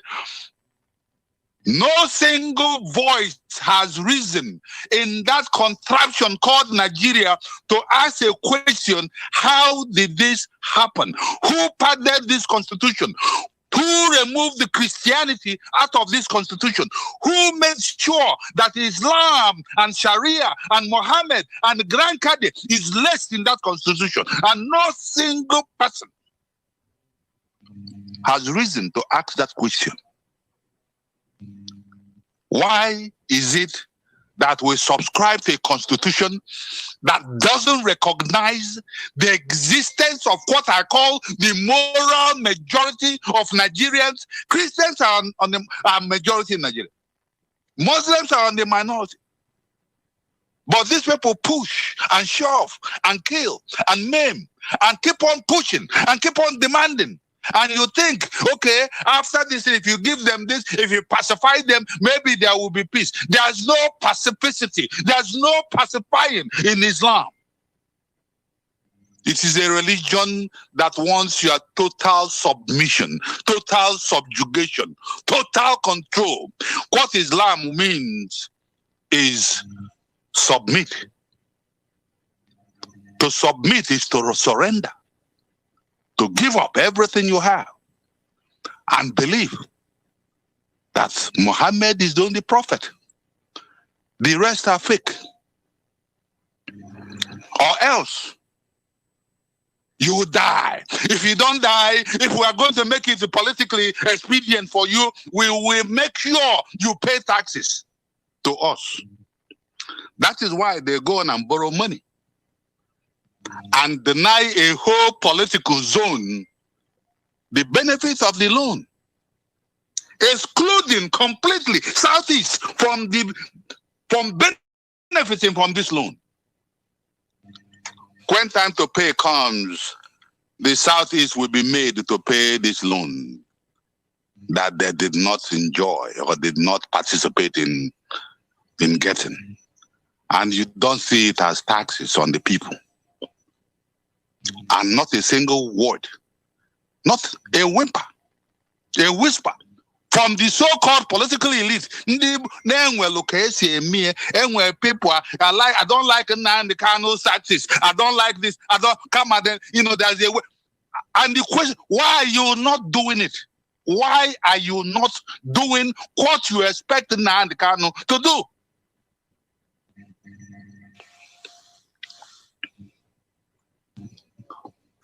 And our people were fleeced on the streets. Every 5 miles, there's police checkpoint. Every 10 miles, there's military checkpoint. And you must pay to even apply on the so rugged, useless streets that we have. All the more, I love my brother. I was very, very, very, very sad when I realized that not single company in the entire Southeast can afford or boast of having 200 employees. None. Nkalagu Cement is closed down. The Niger Steel is shut down.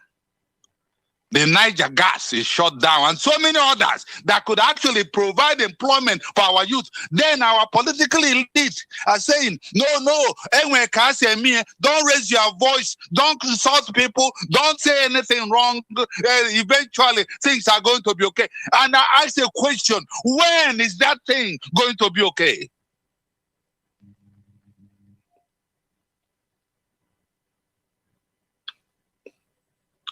As I said earlier, our people take solace and they go to Emir of Sokoto and bow down and prostrate and shake his hand and then maybe have lunch or dinner or whatever it is, the occasion is called in the emirate. And they come back to tell you, do you know who I am? I am a friend of the Emir of Sokoto. Emir of Sokoto is my personal friend. I have his personal number. And that is a glorious thing for our people. That is a wonderful achievement for our people.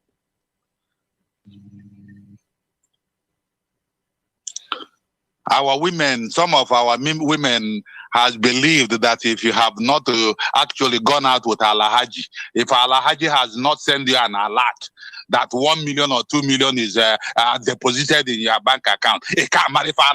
You are still a baby. You don't even know what is going on.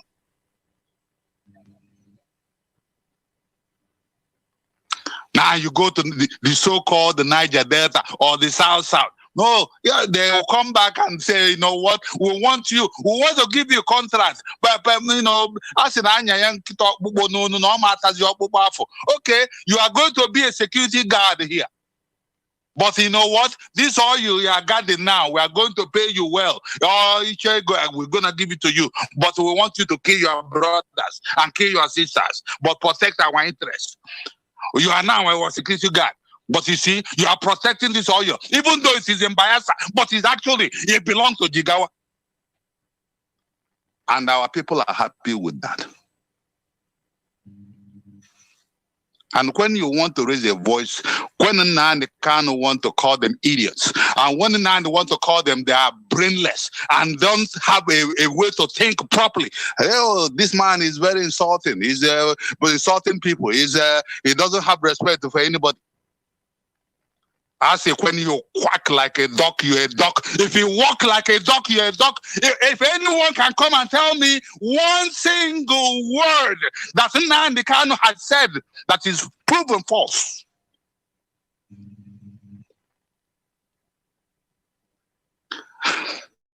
something happened to our people. Amaram now because of the war. Makasi that na only forcha men go for Zinaba. I was once bitten by a snake. And when I saw a tiny little black cord, anytime I see a black cord, a little electrical black cord, maybe cable, if I see a little, I'll jump and say, what is this? Because it feels like, it looks like, and they act like, you know what? It might be that snake that bit me a long time ago.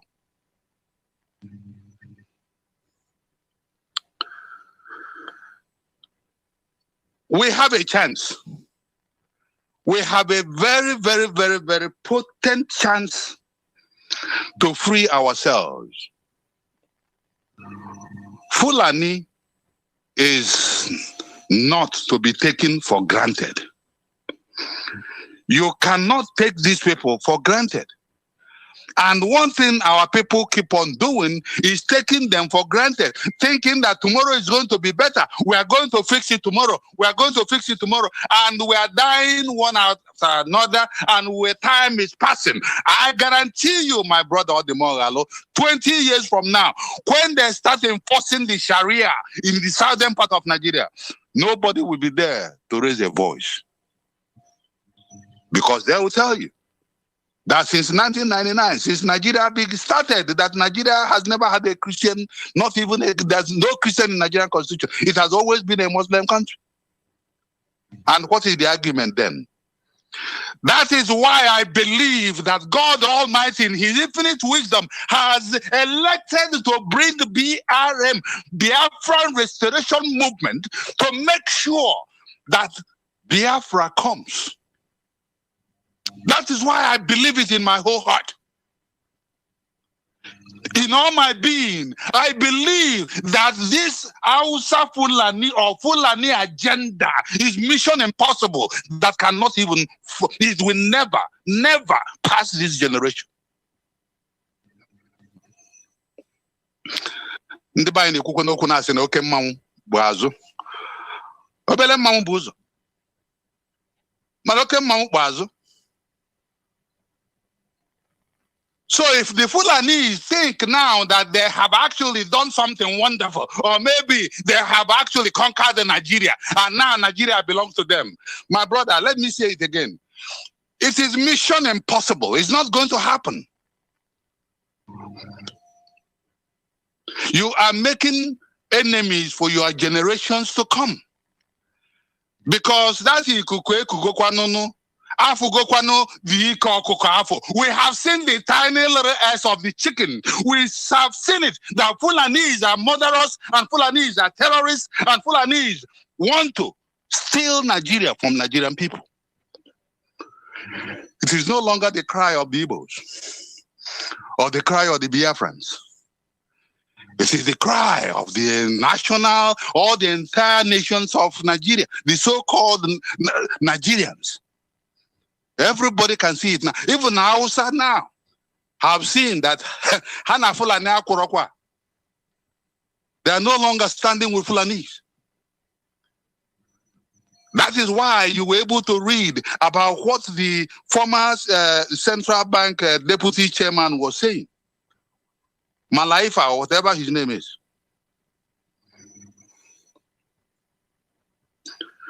That is why you see the governor now coming out and saying all these things. It was the TV people that killed a lot of Biafrans. But now, that wind has blown. The agenda of the caliphate has been exposed. That genie is out of the box. You see, the paste to go from the tube, or through the bed leather to go back. It's not possible.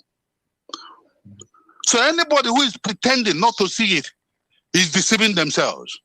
If the Nigerian media or the brown envelope media or Badagry Express media, if they refuse to see what is going on and intimate Nigerians and educate Nigerians and inform Nigerians about what is going on, the plight of Nigerians and the agenda of the Fulanis, shame on them. Shame. Because what motivates most Biafrans are broken because of Nanyuwe stake or none with any other agenda other than humanity. Other than the fact that now a tiny little girl was being raped, gang raped by Fulani herdsmen. And you ask yourself, if this is your daughter, what would you do? If this is your niece, what would you do? If this is a girl from your village, what would you do? In those days, nations go to war when a woman or a girl is raped by another village. Now, Fulani can come to our territories. They can come anywhere and rape anyone. And they'll tell you, hi, hey, if you are banned for a cattle railing in your area, we can ban you selling auto parts in our area. And I ask and I tell my people, you cannot, let me repeat, you cannot reason with an unreasonable person. 1 + 1 = 2. But I can guarantee you now 1 + 1 is not 2, is anything the Fulanis think I want it to be at the time. Now tell me, how in the hell are you going to reason with such a person? How are you going to reason with that? Darkness and light cannot mix. Oil and water cannot mix. It is what we know. It is what science tells you. It is based on reality and science. There is nothing Jukolani and Fulani, nothing. I don't care how dark a room is. Introduce a tiny little whimper of light and they will run away. Darkness will always run when light is introduced. We are the light. The Biafrans are the light. Whether Hausa Fulani like it or not, whether the whole Nigerians want to be jealous about it or maybe join the light and fight for their freedom, that is all up to them. But Biafrans, we have come here and we have gotten this far. We have crossed the Rubicon and there's no going back. If this generation fails to obtain Biafra, then all of us, we have ourselves to blame. Because what we have done is we have consigned our future posterity into perpetual slavery. Thank you again, my brother Ademo Alo. May God continue to guide you and protect you. And may God, continue to guide Biafrans. Thank you so much. Our own Ejiofor Chinawata. Is always gladdening to hear his voice, isn't it? And how his stentorian voice as he speaks on what is true and right. And he's an encouragement to Biafrans. As he rightly said right there, we are the light. We are the light. We must stand on what is correct. Even during Biafra, despite the fact that 2 million died. The others were fighting still. They are fighting. In fact, Achuzia was saying that the contest was whether to continue the guerrilla warfare, because when you say you capture a place, it's just you capture the cities. If they are continuing the guerrilla warfare, I believe they would have won that war at that moment. Yeah, but it will not happen again. We should ensure that we will, rather than keep fearing and looking for way out, escape the devil. You want to escape the devil, so then you turn around and begin to blame your own people. Oh, Nnamdi Kanu did this. Oh, this person did that. No. Without Fulani killing people, do you think there would be Nnamdi Kanu? Without all these violations coming from the Fulani, I mean, Nnamdi Kanu, if he talks that way, nobody will respond to him. What he's saying is what's happening to his people, and he has shown that he has a genuine distaste for what is happening to his people, and he is right. So because that distaste is not only in him, it's a lot of people. And now, even he has woken up a lot of people in the West, Odua, and in the Middle Belt. So all these agitations, it didn't start with him. Ekwenche started, I think it was in the 1970s, and we have, then we have Masob, 1999, then from which he came, now we have IPOB, you have BZM, you have Biafra 24, you have BRM that is speaking. Now you have other Biafran organizations that are joined in the struggle. And this is good because we are doing the right thing. We love our people, and we love but most importantly, we love God and we love what is right. Because you see, it's when we do what is right that we can live in peace. So take that note, or those notes, about what our distinguished member, Ejiofor Chinawata, has said. I would like to bring in, before before I bring in Oziomeme, to give us his closing remarks regarding this, regarding events of the day. My brother Chuksi Kedigwe, right there. Okay, thank you. Thank you very much, dear friends. My closing remark is very, very small. I will just tell us that if there's anything we must forget in this one, we must understand that what we are doing right now is the beginning of the end. It's not really the end of the beginning. If you know the difference, this is what we are doing now is not the end of the beginning. Rather, this is the beginning of the end.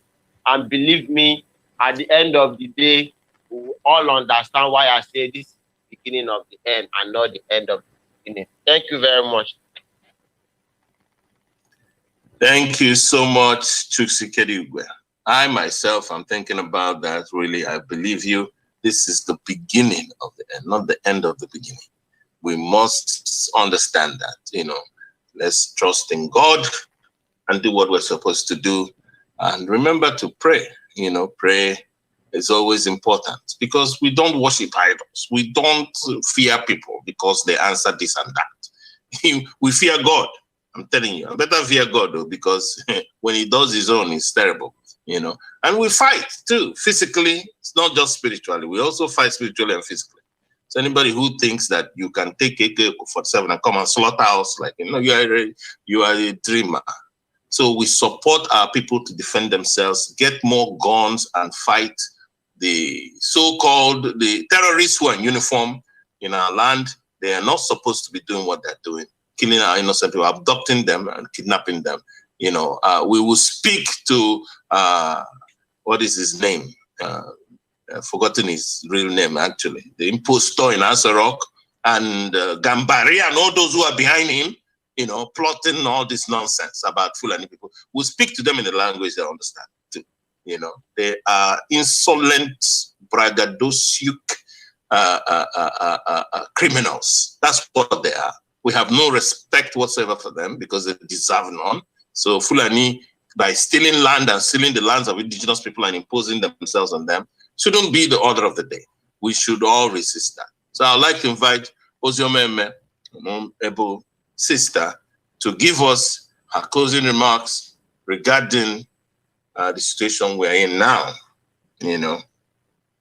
Our short closing remarks, our sister Oziomeme, if we can be able to be connected to her, it will be a gladdening thing. If I'm not able then I will give my own closing remarks. And okay. Yeah, she's there with thank. Yeah. Good afternoon, everyone. Again, I'm saying thank you to everyone that is listening to Biafra Restoration Movement, Biafra Radio International. Thank you all. And thank all the panelists, esteemed panelists, elite panelists that actually go back in history to bring us all to path to what is really going on. And I like the mantra that this is the beginning and not the end. Because of what is going on in Nigeria right now in that contraption, we know that we're not a part of that. Biafra was there before Nigeria came, and Biafra will survive and thrive and thrive.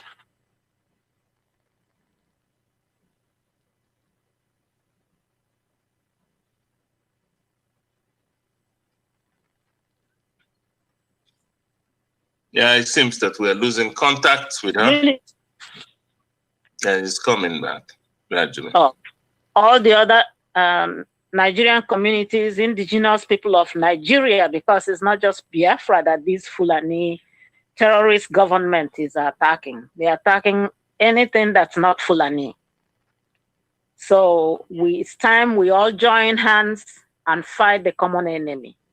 But whether we join hands or not, Biafra is here to stay. And we will do everything that God has given us. And because we have God with us, we are majority. And I am looking forward to the day when we'll sit and rejoice. All hail Biafra. We are finally here. So I thank you all. Let us all go and do what we need to do.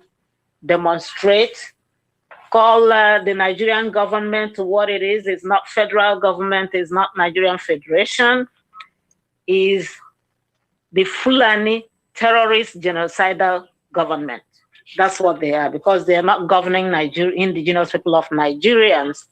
They are governing the Fulanis in Fulani. The Fulani is governing Fulanis in Fulani and trying to exterminate anything that's not Fulani. So we are fighting for our lives and for the lives of our generation that's coming behind us. And this fight has gone too long. So now we are here and we're making a stance and we're making a statement, and we are here to stay, fight and win the war. We already won it. Victory is ours because God is with us. So let us all go and continue to pray and live life that's amicable to God.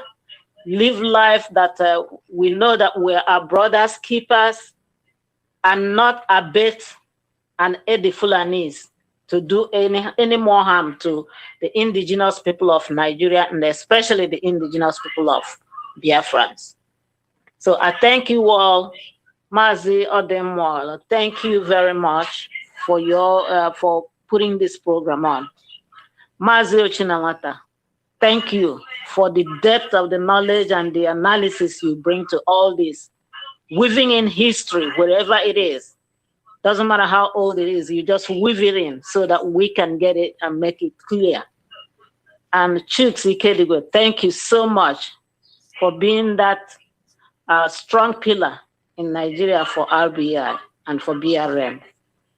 I thank you all, and let us all go to work. Thank you and have a great weekend. Bye-bye. Thank you so much. Our lovely sister Ozioma. It's always a delight to hear her voice. We thank you for your contributions, immense contributions. We love you to this body. It is simply incalculable. Just as we thank Mazi, Chuksi Kedigu, and Fortuna, Wata, Hame Frukando, and all those who are behind to ensure that this broadcast is going on. And of course, the main man who is the communication and information technocrat. I always call him world-class information and communication technology. World-class. And when I mean world-class, I mean world-class. Mazi Leo and Emene. Without him, you will not be hearing our voices. And his sacrifice is simply incalculable too. He used his time, everything, to ensure that this broadcast comes to you. There are people who are working behind the scenes to ensure that this broadcast comes to you, because it's important. The importance of information cannot be overemphasized. That is why the Nigerian government is using the television, using the newspaper, using everything. And you can see propaganda. All you need to do is go to a Nigerian newspaper, go to the commentary, go to everywhere. You see propaganda going on all the time. You know, so if we allow them, they will impose their lies on us. They will brainwash many people. That is why you have to join and ensure that that brainwashing doesn't occur. That you tell people what the truth is, that this is the truth of the matter. So like I said, this trial is not about Nnamdi Kanu, it's about Nigeria being on trial. So keep those narratives straight. It is Fulanocracy that's being practiced, government of the Fulani, by the Fulani and for the Fulani. And before we go into demonstrations, please remember to write, to mention the Fulani as, you know, and then the British and oil, because that's the main things that is about problem right there. So remember to mention them so that people will know, and use communication agencies and bodies, you know, contribute money and pay them. They know what to do, how to send the message. Flood the message all over the world. It's going to go. We are Biafrans, remember? Yes.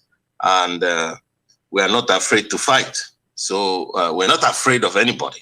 So anybody who thinks he can just bring this thing, if anything happens to Nnamdi Kanu, I'm not giving it as a threat, but I believe that, you know, the response will make all of us wish it had not happened, particularly the Fulani, because now you are now the target of Nigerians.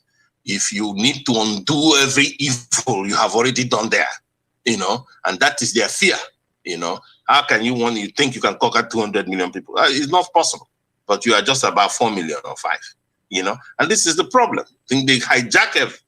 So that type of thing, we cannot want it to the downfall of Africa and Africans. You know, this is the problem we're having, you know, and we must resist it so that people can live free and progress.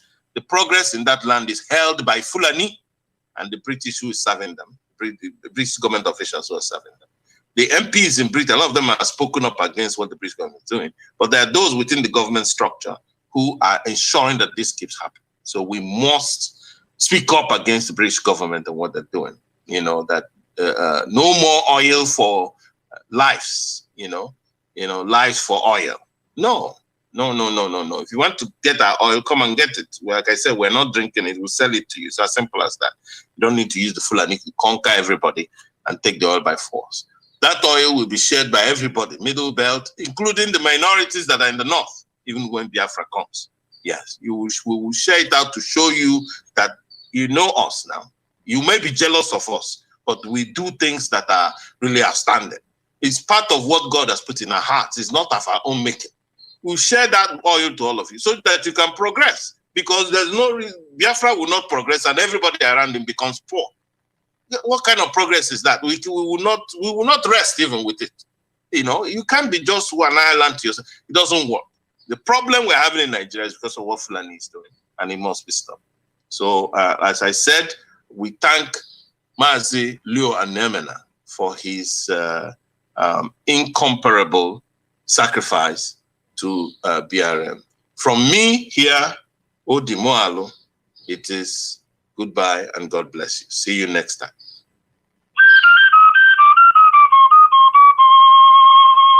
Radio Biafra International, empowering the people. There are 2 animals on the planet.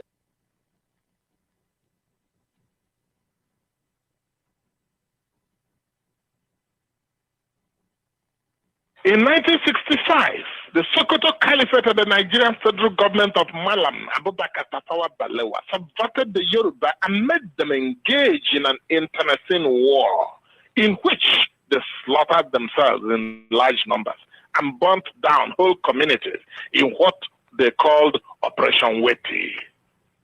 The Caliphate had also imprisoned Chief Awolowo, the leader of the Yoruba, and thrown Yoruba land into anarchy. The Igbo were horrified. Then, the premier of Eastern region, Dr. Emayo Bara, sent help to rescue the West from the Caliphate. Mazi Okono, an Igbo man, was broadcasting the authentic results of the Western region election from under the table in Awolowo's house as the Hausa Fulani and their ally, SL Akintola, were announcing fake results, slaughtering Yoruba men and women, and destroying Yoruba land. This eventually led to the coup of January 15, 1966, whose goal was to release Awolowo from prison and install him Prime Minister of Nigeria. The Yoruba joined the Hausa Fulani in dubbing it an Igbo coup, though Major Adewale Ademoyiga, a full-blooded Yoruba officer, confessed that he was one of the 5 majors who planned and executed the coup, and that their goal was to release Awolowo from Calabar prison and install him as the Prime Minister of Nigeria. Ojukwu released Awolowo from Calabar prison. On getting home, Awolowo declared his support for the Abri Agreement, one of whose clauses was that northern soldiers occupying Western region must return to their homeland in northern Nigeria. Awolowo then issued this famous statement, quote, "If the Eastern region is allowed by acts of omission or commission to secede from or opt out of Nigeria, then the Western region and Lagos must also stay out of the Federation," end quote. Northern Nigerian soldiers refused to leave Western Nigeria. Awolowo, who was saved by the Igbo, formed alliance with the Hausa Fulani, who had been killing his people and occupying their land, and in one of the most dastardly acts in history, urged his Yoruba people to join the Hausa Fulani in slaughtering thousands of Igbo and other people of Eastern region living in Western Nigeria. In 1983, the Sokoto Caliphate and the Hausa Fulani Yoruba oligarchy organized a coup to topple the government of Shehu Shagari. Umaru Diko, Minister of Transport in Shagari's government, later revealed that the only reason they planned and they executed the coup was to make sure that Alex Ekwueme, then Vice President of Nigeria, will not become the President of Nigeria after the termination of Shehu Shagari's second term as president. Buhari and the Sokoto Caliphate dumped Ekwueme in Kirikiri prison, Lagos, and sent Shehu Shagari to his home in Shagari village, Sokoto. When Ibrahim Babangida the Snake annulled the election of Abiola as president of Nigeria, Ndi Igbo were in the forefront of fighting for the restoration of Abiola's mandate. When Abiola thought that he had finally concluded his secret treaty with the Caliphate and the Hausa Fulani, he immediately told Ndi Igbo that he did not need the Igbo to be president of Nigeria. The Igbo licked their wounds and shut their mouths. When the Hausa Fulani and other northerners fell on the Igbo and slaughtered 100,000 Igbo and other Easterners living in northern Nigeria between May and October 1966, what did the Yoruba do? They sent Yoruba Obas to tour northern Nigeria and thanked the northern emirs for not killing the Yoruba when they were slaughtering the Igbo and their kin from the eastern region. There are literally scores of examples of bad faith, treachery, and cowardly exploitation of the Igbo and other Easterners by the Hausa Fulani and Yoruba. Anyone with common sense, not high sense, should know never, ever to trust the Hausa Fulani, Igbo, and their kin in Eastern region must realize that the only agenda of the Hausa Fulani Yoruba is to dominate you, exploit and use your resources for their benefit, and enslave all you people of Eastern Region Biafra. The only survival strategy for the Igbo and their kin in Eastern Region is to fight back aggressively, to push back as fiercely as ever against this evil plan. Unless you push back ever so aggressively, then you all will be enslaved. A bully responds to nothing other than aggressive counterattack. You have been complaining about resource control. We ask you just one question. If this oil and gas were to be located in Sokoto, Katsina, Kano, or Maiduguri, all of you from Eastern Region will be begging for the issuance of visa from Arewa country to travel to Kano, to Jos, to Maiduguri, to Katsina, to Bauchi, and even to Makodi. Ndị Igbo, onye mara asụ, ya sụọ n'odo, onye amaghị asụ, ya sụọ n'ala.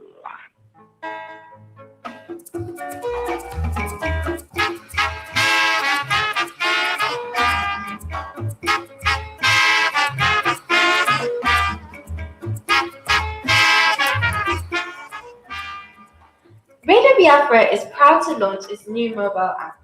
This app makes it easier for listeners to access live and repeat broadcasts at any given time. The app is available on Android and Apple stores and is free to install, so just search for Radio Biafra into all one word to get the app on your device. Radio Biafra International broadcasts are always anchored on well-researched information and not based on personalities, frivolities, and foul languages. The main objective of Radio Biafra International is to empower Biafrans and give them knowledge through professionally delivered information, education, and enlightenment towards the ultimate goal of restoration of the nation of Biafra. So don't forget, Radio Biafra into all one word. And join us during our podcasts, and you'll be glad you did.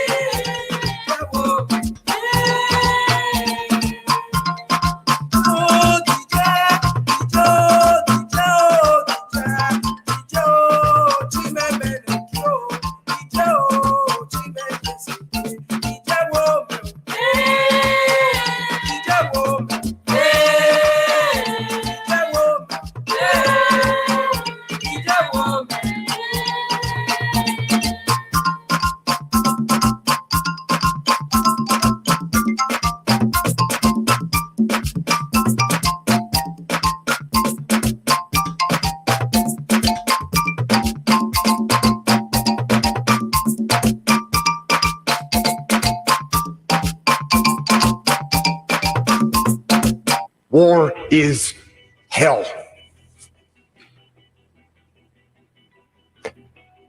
But war is also an incredible teacher, a brutal teacher. And it teaches you lessons that you will not forget. During an operation that I was in charge of, when all hell broke loose, we had multiple units out on the battlefield fighting the enemy. We had friendly Iraqi soldiers, We had U.S. Army soldiers and U.S. Marines, along with small elements of my SEAL team. And then the fog of war rolled in with its confusion and chaos and mayhem, and with its gunfire and enemy attacks and screaming men and blood and death. And in that fog of war, through a series of mistakes and human error and poor judgment and Murphy's Law and just plain bad luck, a horrendous firefight broke out. But this firefight, it wasn't between us and the enemy. This firefight, tragically, was between us and us. Friendly forces against friendly forces. Fratricide. The mortal sin of combat.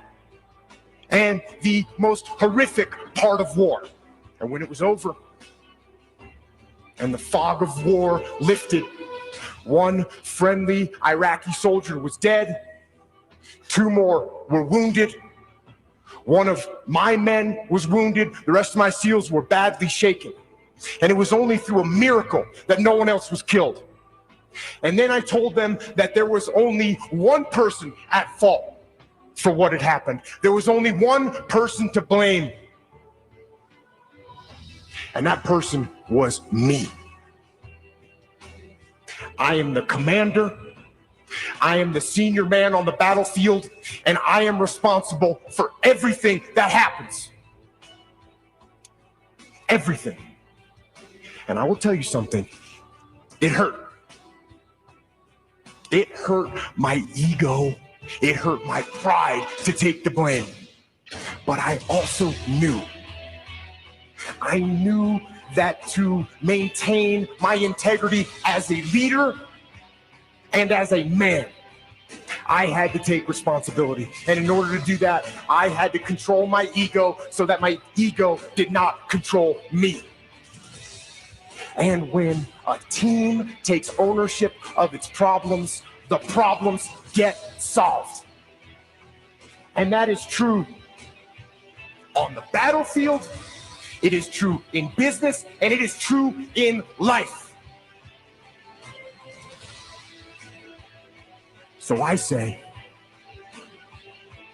take ownership. Take extreme ownership. Don't make excuses. Don't blame any other person or any other thing. Get control of your ego. Don't hide your delicate pride from the truth. Take ownership of everything in your world, the good and the bad. Take ownership of your mistakes, take ownership of your shortfalls, take ownership of your problems, and then take ownership of the solutions that will get those problems solved. Take ownership of your mission. Take ownership of your job, of your team, of your future, and take ownership of your life.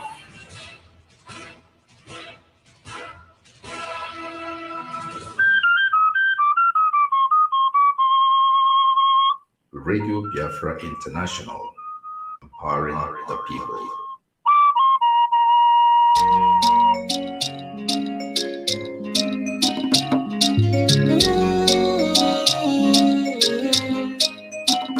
Igbo bi Igbo pụtala o, imezali Igbo anyị apụtala o, itozi ọdịnala Igbo ndị na-eme nke ọjọọ o wee dịka ọdịnala Igbo jọrọ njọ, ndị bịara na-aba anyị mebi ife anyị ejidere ha n'ọfọ, a ga-eri mbọmbọ mbọmbọ mbọmbọ n'ala Igbo a ga-eri mbọmbọ mbọmbọ mbọmbọ n'ala Igbo ụmụ Igbo ala Igbo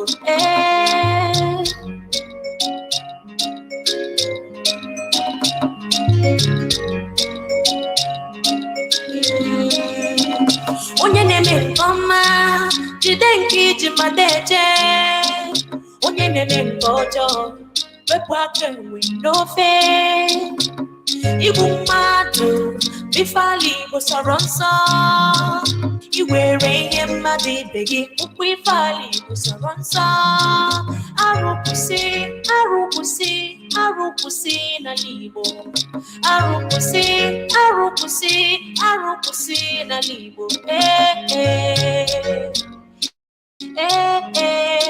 ụmụ Igbo ala Igbo Yes, this is not a matter debate. All we want is Biafra people. All we want is Biafra. All we want is freedom. All we want is Biafra. All we want is freedom. Oh Lord, my God. Oh Lord, my God. We need our freedom. We need our peace to reign. We need our freedom. We need some peace to reign. Killing and fighting everywhere. We need some peace to reign.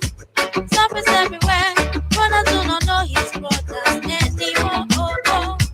Let us keep our heads together as one. Peace to reign. Oh Lord, my God. All we want is Biafra. All we want is freedom.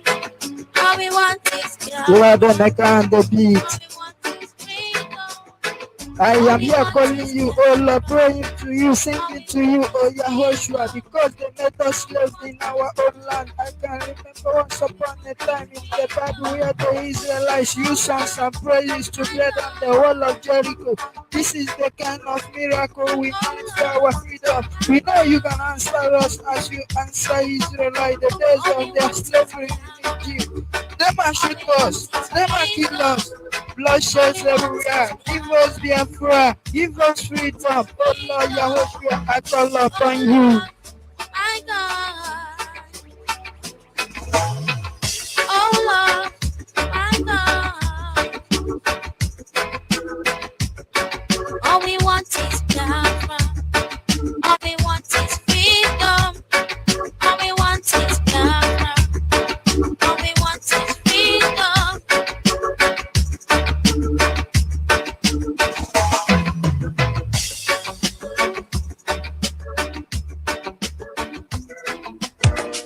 Biafra, a home that is built on a solid rock that can never be rooted out by the enemy's cause storm.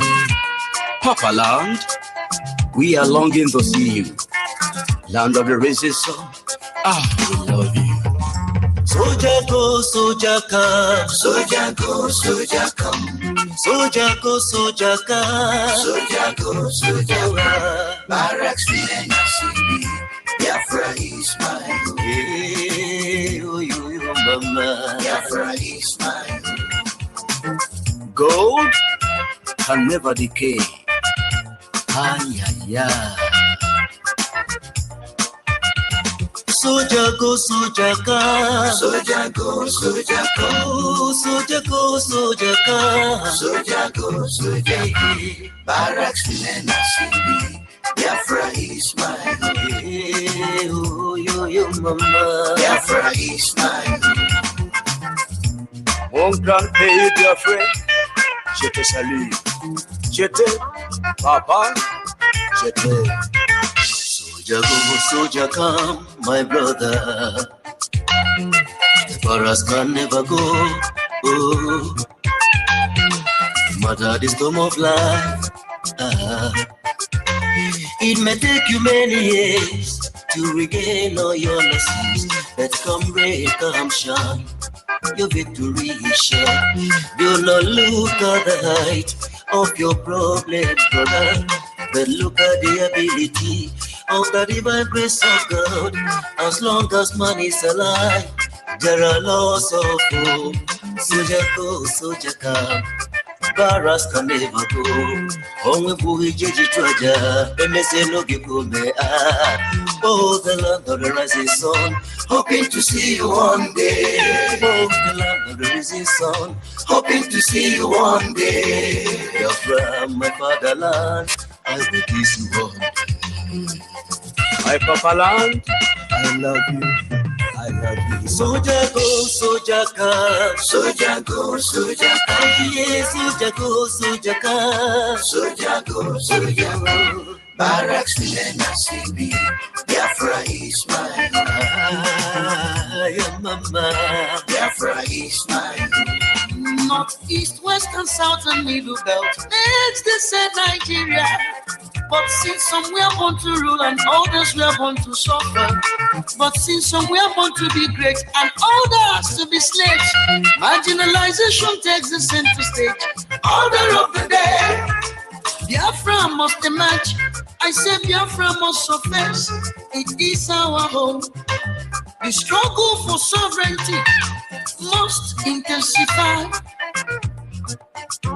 Dead or alive, mission must be achieved. Say dead or alive, mission must be accomplished.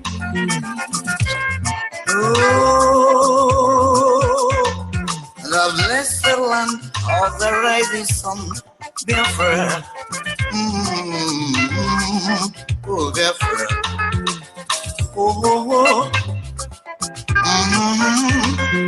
Let the heroes never relent. Let our heroes never relent. For we are close, very close to the promised land.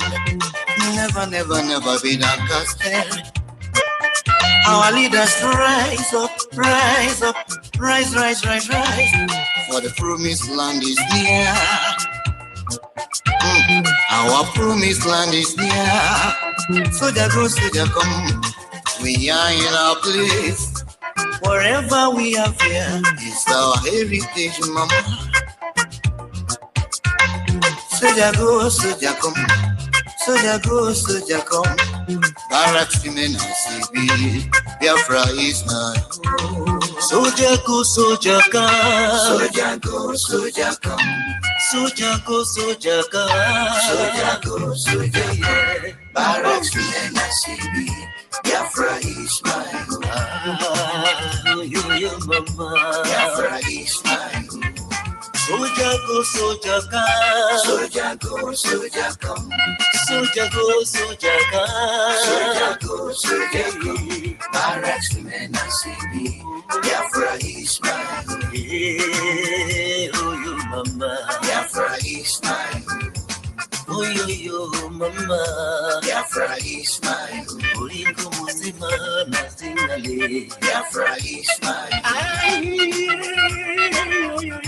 Biafra is my home. Singala suyo mutilangada. Biafra is my home. Soldier go, Barras can never go.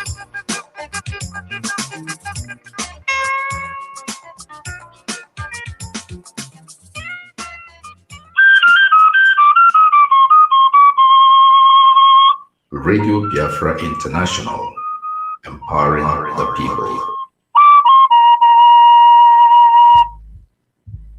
Truer words were never spoken. The less you associate with some people, the more your life will improve. Anytime you tolerate mediocrity in others, it increases your mediocrity. An important attribute in successful people is their impatience with negative thinking and negative acting people. As you grow, your associates will change. Some of your friends will not want you to go on. They will want you to stay where they are. Friends that don't help you climb will want you to crawl. Your friends will stretch your vision or choke your dream. Those that don't increase you will eventually decrease you. Consider this. Never receive counsel from unproductive people. Never discuss your problems with someone incapable of contributing to the solution, because those who never succeed themselves are always first to tell you how. Not everyone has a right to speak into your life. You are certain to get the worst of the bargain when you exchange ideas with the wrong person. Don't follow anyone who's not going anywhere. With some people, you spend an evening. With others, you invest it. Be careful where you stop to inquire for directions along the road of life. Wise is the person who fortifies his life with the right friendships. If you run with wolves, you will learn how to howl. But if you associate with eagles, you will learn how to soar to great heights. A mirror reflects a man's face, but what he is really like is shown by the kind of friends he chooses. The simple but true fact of life is that you become like those with whom you closely associate, for the good and the bad. Note, be not mistaken. This is applicable to family as well as friends. Yes, do love, appreciate, and be thankful for your family, for they will always be your family, no matter what. Just know that they are human first, and though they are family to you, they may be a friend to someone else and will fit somewhere in the criteria above. In prosperity, our friends know us. In adversity, we know our friends. Never make someone a priority when you are only an option for them. If you are going to achieve excellence in big things, you develop the habit in little matters. Excellence is not an exception. It is a prevailing attitude.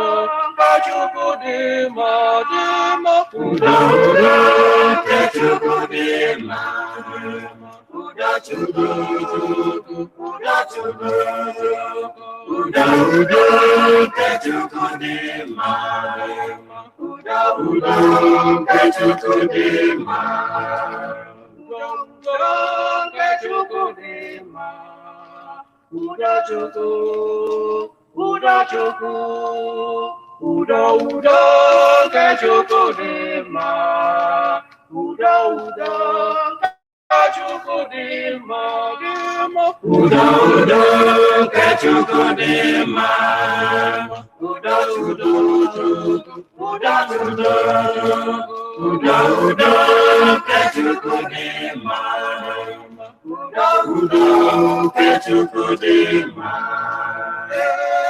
Chukwu nyere anyị udo, Jehova Chukwu nyere udo. Chukwu nyere anyị udo, Jehova Chukwu nyere udo. Chukwu nyere anyị udo, Jehova Chukwu nyere udo. Chukwu nyere anyị udo, Jehova Chukwu nyere udo. Onye nwe nyere anyị udo, Jehova Chukwu nyere udo. Chukwu nyere anyị udo, Jehova Chukwu nyere udo. Onye nwe nyere anyị udo, Jehova Chukwu nyere udo.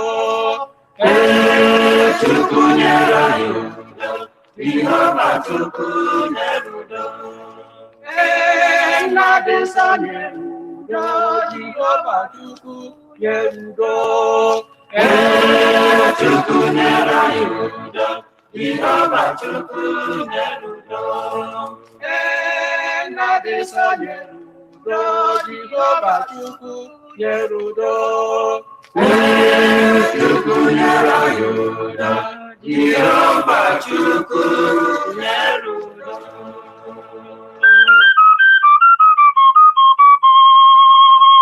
Radio Biafra International, empowering the people.